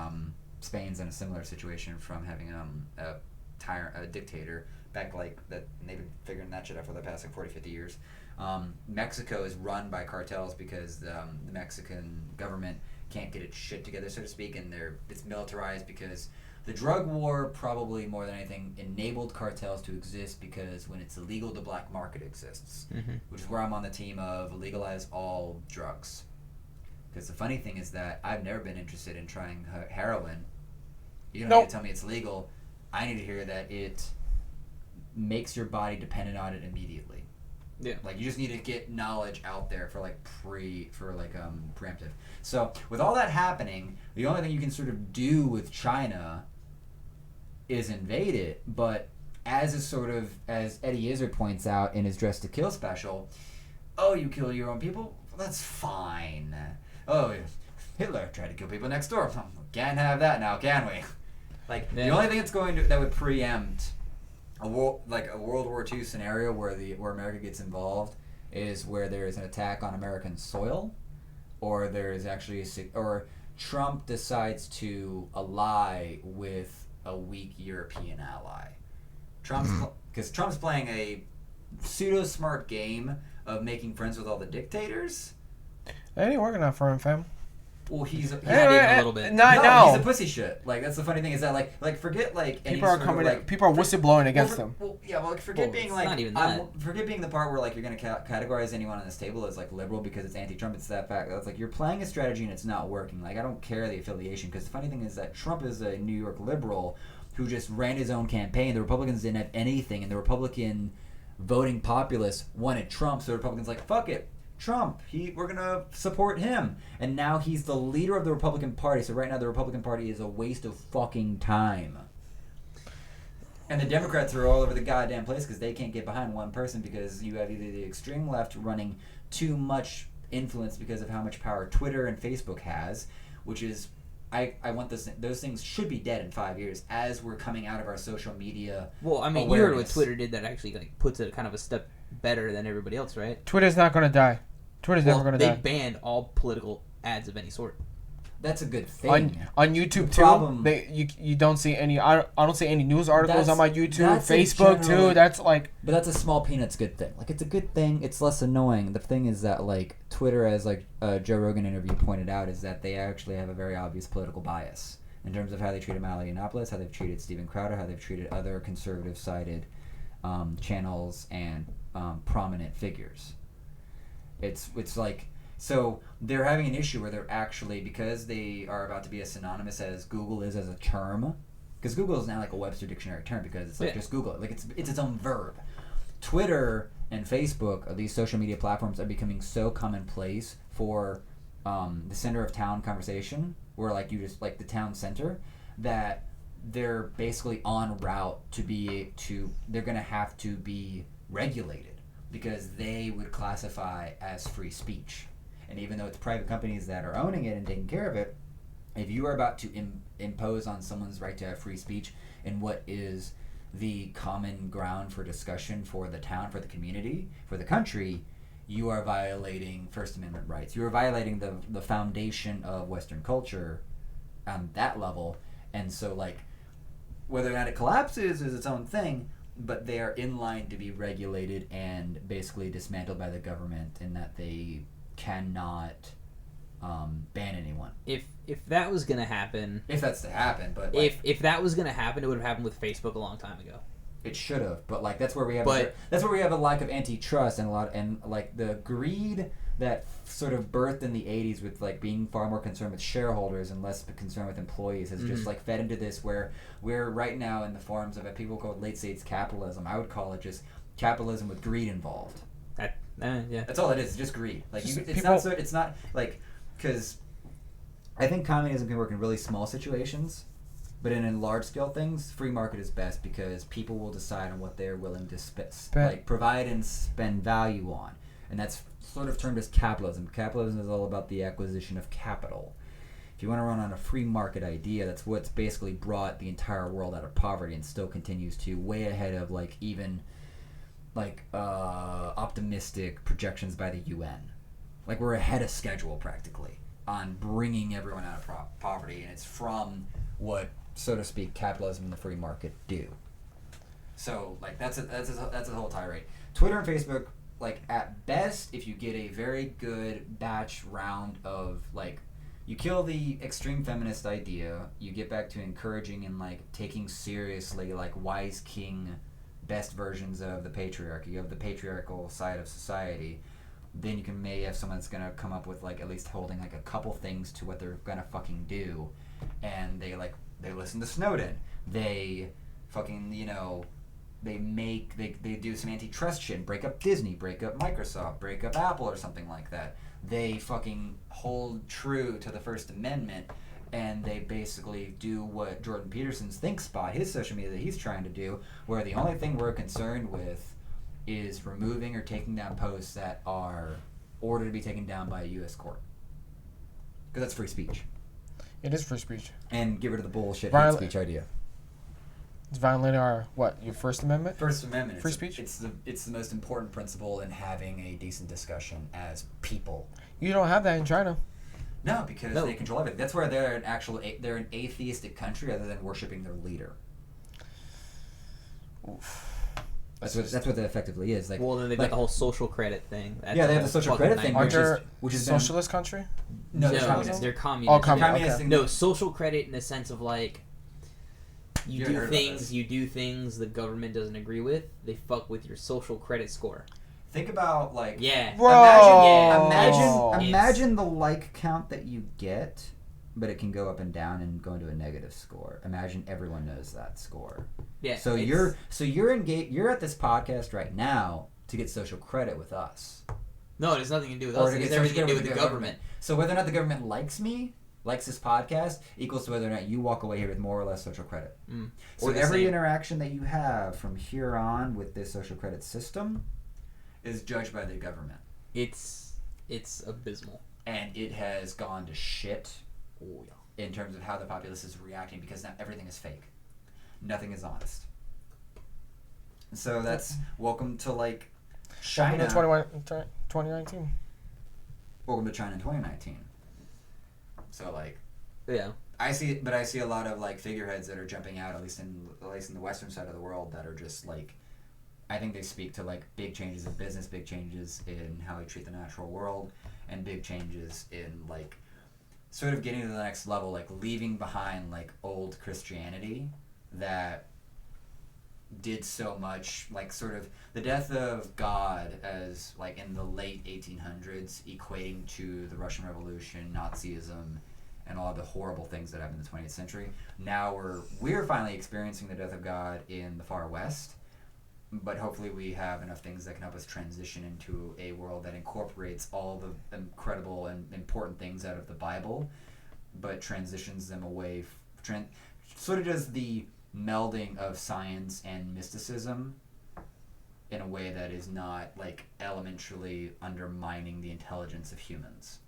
Like it's this meshing that Dumbing it down, yeah. Not so much. not even so much. It's not dumbing it down. It's that there are complex things that are written in very short amounts of verses in the Bible that you could analyze over and over for the rest of your life. You'd never get to the bottom of it. Like the Cain and Abel story, or like I love this when so I've been a huge Jordan Peterson person.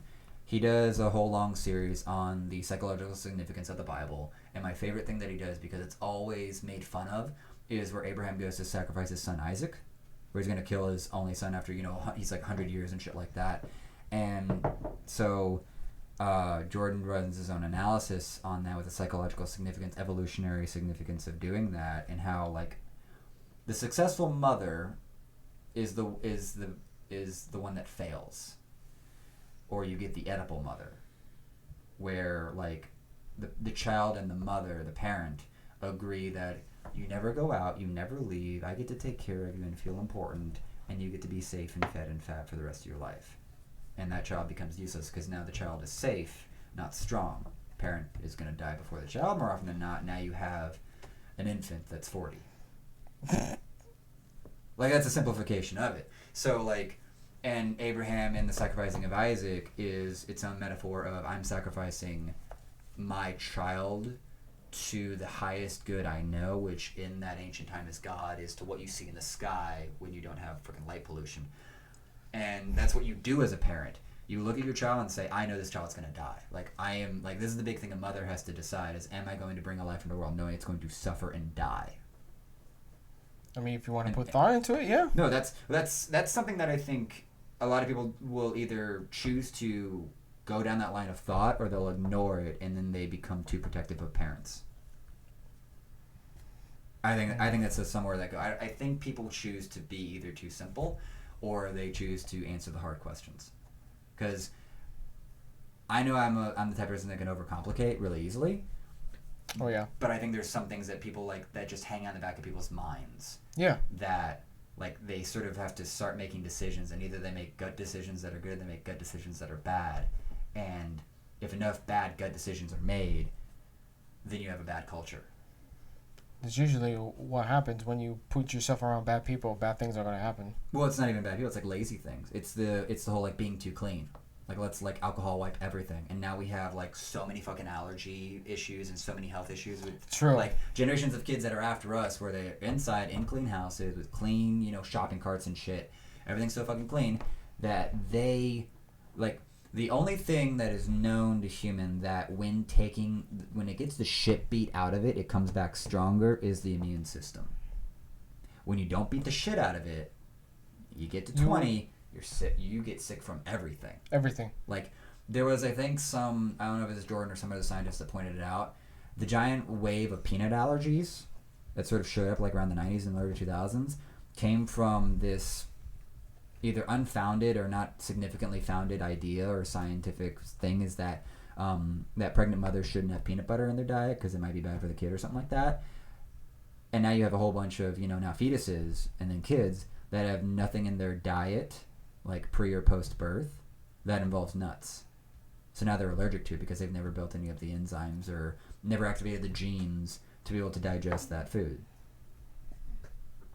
So, like, there's just perpetuating shit like that. It's just a lot to go in. Oh, it's so much. Like, And then you got the anti-vaxxers, boy. Let me tell you there. well, that comes. What from on God's green flat Earth is that shit about? that is our education system failing us. That is us losing. That is like politicians, our leaders, even though they're politicians, our leaders not taking responsibility. Us losing faith in leaders and losing faith in authority and losing faith in smart people because of just.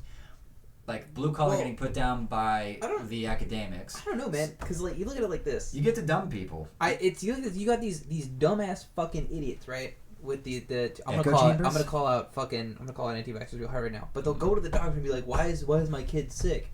Can you fix it? Can you make him better? Well, does he have his vaccinations? No. Like, why not? Well, they're bad. Why are you here then? Why are you going to a doctor to get your kid fixed if you don't want to listen to him in the first place and get the goddamn vaccinations? What else? What is that? What is that thought coming into? Right? Like, how does that make sense? How are you gonna not trust what the doctor says, but then go to that motherfucker? Yeah, and how try about to get you it help my fixed kid? up? How about we remember the part where all of us were raised on a teach to the test? No critical thinking involved. No writing to validate your existence. Like, nothing going that hard in just learning. Because that's like a college level question. But any of us that have really gone to college, we've never been properly challenged in the classroom other than just on topics or on subjects that we're not... we don't have a high affinity for. Agreed. I guess, man. I don't know. I didn't really do college. Like I know you didn't. It's just like I don't understand these people. So here's my counter to you is that you never went to college, but you are incredibly well read. in science fiction. You're incredibly well read in what is effectively Western literature, in Star Wars, in Halo, and all of those run around individuals taking responsibility and running every fact that they can. And that's sort of the line of thought that you run on. So you have an underread populace who has lost faith in their leadership, so they question authority, they question the educated ones because they're the elites. And you also have that they were not raised with good critical thinking and good research tactics of any kind. So now they're just going to run on their own damn conclusions. They're going to trust the fucking echo chamber of the social media or whatever well-orchestrated debate that proves that we never walked on the moon or some shit like that. God, I love and hate the internet all the same time. Or the anti-vaxxers. Like, echo chamber, like, all this let's not forget flat earthers. Yo, they had a convention, like, last November. Did you meet Lloyd? I think you might have met him at my Lee Road apartment. Basically, he went to take, like, a GoPro or something like that, go to, like, the Flat Earth convention here in town back, like, either this past or the previous November, and just troll on them. Dude, the content would be so good to put online. Great. Lloyd is a fantastic person after that shit. I love one of these streamers I watch on Twitch. Shout out to Kit Boga. He's a scam baiter. Mm-hmm. He just fucks with phone like scammers all day. But every once in a while he'll exclaim, "What in God's green flat Earth is this?" and like he fakes being an old lady sometimes, and he comes out like an old lady voice. It's like, oh, dude, the greatest fucking thing. I lose it every time he says it. Every fucking time. Does he record that shit or sometimes it'll take the whole 4.5 hour like day, but or like sometimes he'll cut it down to like 20-minute videos. But like he's got scams he's been fucking with like the last like he's got a grand total time of like 42 hours talking to the same person, just wasting their time. Like that's what he does. They just keep calling back and shit. Trying to get the Google Play cards, man. They're just all about it. They're all there because they think they're fucking with some like 82-year-old lady. So good. If you ever got the time, look him up. Kit Boga, Kitboga on Twitch or YouTube. His YouTube shit's fucking choice. That's fantastic. Dude, it's good background noise for like when I'm driving. It's like almost as good as a podcast. Like when I'm driving or I'm just fucking around playing. You're like, listening to like a bullshit podcast, basically. Yeah, it's some guy talking to a bunch of Indian fucking dudes trying to scam them out of money. It's long I've seen that. It's long form trolling. It is 100%. Dude, he's like I said. I think his longest one is like 42 hours or something. That he's had somebody that he's just fucked with and wasted their time. Because people just keep calling back week after week after, or day after day after day after day. I had one guy that's calling me like same time over and over, and I just was like he cussed me out once, like fuck you, dude, and then he calls me back like 5 minutes later. Yeah, they'll do that. Did we not learn, dude? Yeah. He's like, whatever, dude, and then he calls me back like the next day. And like some days he'll do the reveal, like sometimes he'll do the reveal or whatever, and be like, yeah, man, you feel good about yourself. But like there are other times like he'll do his regular voice, is like, yo, yeah, I'm the son, or like as an additional scammer coming in on the phone call, and then like. Sometimes I'll have two scammers call him that have called him at the same time, and we'll put them on the line together, and they'll be like, "No, he's a scammer. No, he's a scammer. No, he's a scammer. No, he's a scammer. Hang up the call. Hang up the phone call with that person." So good. Oh my god, it's so good. That's as good as like that. Remember that list of things to do just to fuck with people, where it's like you hire 2 detectives to follow each other. Yeah, that's great. Or like get a mayonnaise jar but fill it with like pudding, and just like eat it in vanilla public. pudding. Yeah. Yeah. Make people think. Yeah, I've seen that one. That's gross. There's other things. You put like blue Can't remember Gatorade in a Windex bottle. Yeah. yes. Yo, shit's choice. I'm liking her. I've seen that one. It's good. It's good to meet you. It's just good stuff, man. But yeah, so like I can't understand like how the anti-vax movement has just got. I mean, I do. It's the internet. It's the spread of disinformation has just gotten to be so easy. Back in the day, before the internet, you just call people stupid and shut that shit down. Yeah. These days, you can't do that. No. They go find their stupid corners and they're stupid together. And they have the echo chamber of stupid, and then it becomes the echo tsunami of stupid. And so then, have you welcome seen? to MLMs. Have you seen that? I think it is a Reddit post, but I think I actually have it saved. It's a doctor in resident. So he's residing to like a family practice or anything like that, but he's residing obviously to a doctor, and he does like the little preempt with the patient, or with the parent of the patient or whatnot, like the kid, and he comes back to the doctor and he's like, they're anti-vaxxers. He's like, okay, watch this. And he goes in, and it's about that time for the kid to start getting their shots or whatnot, and the parents like, no, we're anti-vax, we don't want any of that bullshit or something like that, and the conspiracy for anti-vax trying to make all of us stupid or something like that. And the older doctor's just like, cool, yeah. Younger doctor's just audience to this madness, and eventually like the doctor senior just lets her get it all out. I was like, have you considered the Russia-China conspiracy that they're going to spread disinformation through the internet to make us weaker.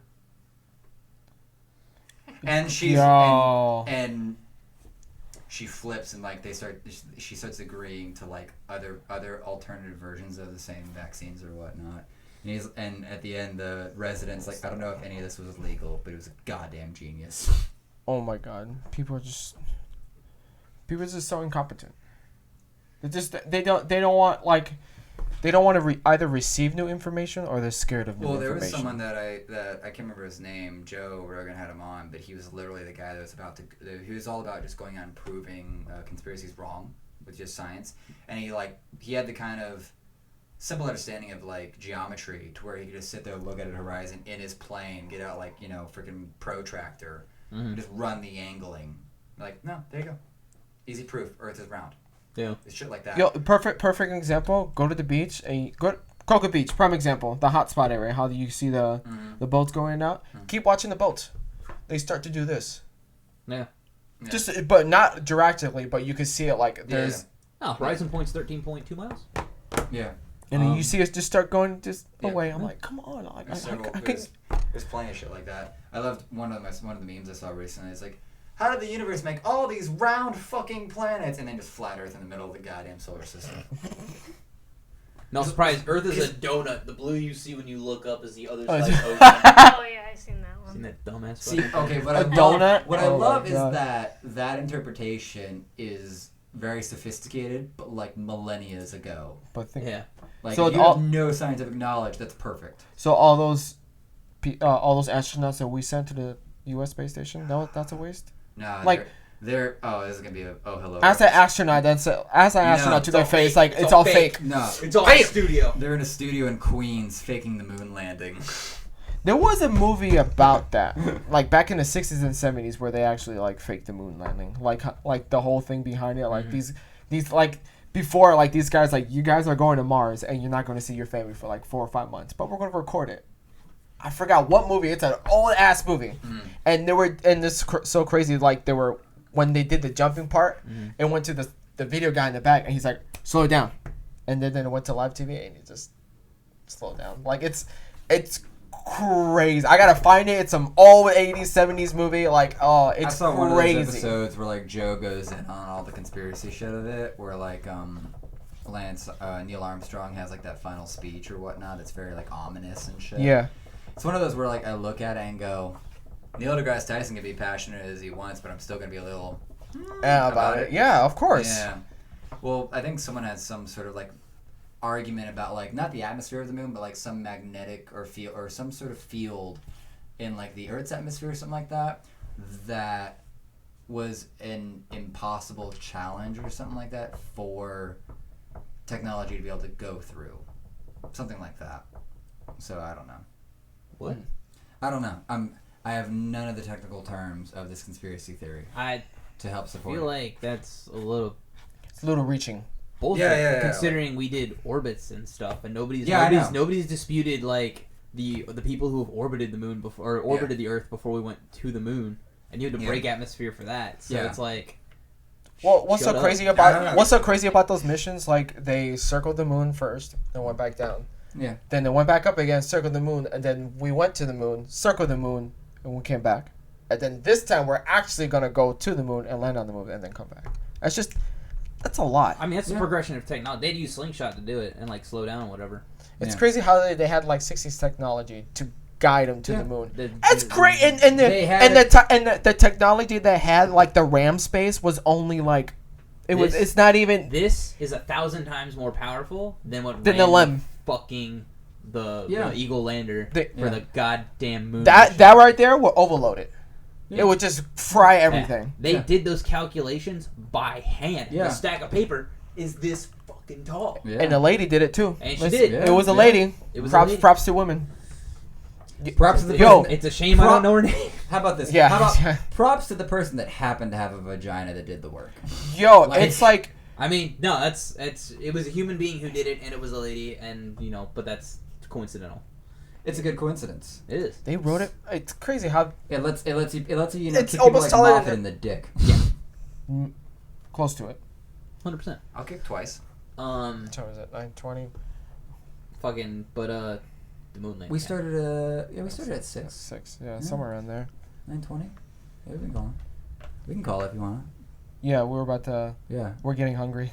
Oh, I wouldn't be surprised. I had We're like getting hungry. I had like a yogurt and like and a bit of the Chick-fil-A mac and cheese. Just had a coffee on the why- way over here. That's why I That's ate that it. fucking, Bad that's why I went decision. to TJ Flats and got that goddamn burrito because I knew I was gonna be hungry as fuck and this is gonna run so long. Oh, yeah. I was like, Oh, I'm gonna get it now. Yeah. Oh, I yeah. lose track of time with this. I don't have any like sense of like.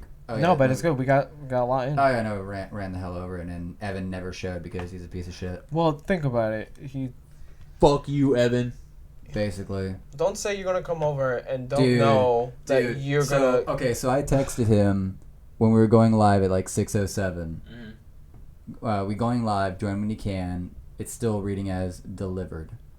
What up? I want to be like. Does he dude- has his re-receipts on? Yeah, he does. Okay, Yeah, so he no, has. he's not Dude, you coming. dead? All right. Do you dead? He ain't Dude, coming. you dead? Question mark. Let me check the Discord real quick. Don't tell us that you're coming and your car is still on Dude, the lift. I'm just at gonna the point out. I mechanic shop. literally picked this day for him. Cause Hey, look who's here. So yeah, so like Wednesday would have been like Ginger. Thursday probably would have been myself, Mike, and Tick. And then Friday was Evan. I was like, let's get Evan in here. He hasn't been here since like beta episode 1, and he can fill time. Like I actually want to just have my like him and Tiffany as like the primary two pieces. The other fill-in of like myself or other, just 2 other people, because like Evan is just high energy, just bullshit talking all the freaking way through, and Tiffany's just laughing at his ridiculousness all fucking time. It was when we were doing the planning for the October annual. I just got to sit there and watch them just like entertain the fuck out of each other. Who the fuck is he again? Yeah, Hey, he's the not- wait, magic one. Wait, Finally.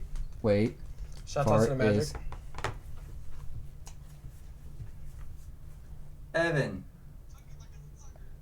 Evan, you piece of shit. 3 hours later, you still never fucking show?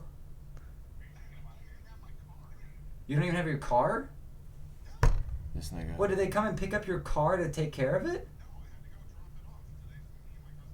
How? Okay. Oh my god. Why is it taking over 3 hours for an oil change and a tire rotation? Wait, is it dealership? You have your okay. Is it wait? That car is not paid off, is it? You have to have it done at the dealership. Damn. Man, your life sucks, bro. Damn. My car's not paid off. I don't have to have it done at the dealership. I don't know, man. Well, As a used car, though, I guess. alrighty. Oh, Be on in a okay. bit. We had fun. Talk to you later. Talk to you soon. Yeah, Evan makes bad decisions. Oh my god. Dude. Scrub a dub dub. Fucking scrub. What a scrub. Dude. Scrub. It's when I hear shit like that I'm so appreciative that my dad has like a basic jack, so I can do like my. Actually, for my Honda, I don't even need a jack to do the oil change. For like my It's Nissan, just- I needed a jack. Yeah. It's already up there already. It's already high enough, yeah. Like at that, like the only issue I've had with that car is I just had to replace like the freaking well nut because it was like leaking a little. Leaking, yeah. It's getting- Ours is leaking a little bit, but Yeah. it's fine. The engine burns the oil, so it's good. just You throw- could throw a smell cord it in when every you month. stopped. He's like, ooh, okay. What do you just throw a cord in every month? Kinda, yeah. Something like that. I'm not surprised by that at all. I take it to get an oil change when I can. I get that. I didn't rotate my tires. Now I like finally rotated them, and now I'm just driving one. The ones that are like, It's like oh, they're, okay. they're like waffling or whatnot. The treads like on Wobbling? different levels. Oh my god. Yeah. Like I Gotta said. get them fucking balanced. Or yeah. No, I need new tires basically. Oh. Like because the front, I think it's front wheel drive. So like the front ones that are now on the back are smooth, fine, but the back ones that are now in the front are like Oh. here's like 4 treads. Yeah. Like down, up. So like when I started leaving my dad's property after we did the rotation, I'm like driving home Sunday on like country roads, so just hanging out on 80, and I'm just like, it's not wobbling, it's just the sound. And the last time I heard that sound, I was like, is the bearing bad or something like that? Like, what the fuck? Your tires rotated. Call dad. He's like, pull over, check. I was like, check for nails or something like that. Maybe your like tires like blown. I'm like, no. Got out like my pressure. All of them are 30 plus psi. I'm like, not losing air. They're fine. No nails. Like driving around the freaking Walmart parking lot, just jeez. pull forward, check them all, pull back, check them all, and nothing. Like, the fuck. Drive home, like, I have to, like, blast my fucking audiobook just to catch words. Oh my god. That's So, but yeah, no, it's fine. It's gonna be like that until, like, the road smooths out my front tires. I need tires, basically. Like, I need to go burn out a few times. It'll wear down. It'll be fine. Yeah, like, so. Alrighty. Let's call this. This will be episode 3. Oh, we got some good timing. Thanks for the outro.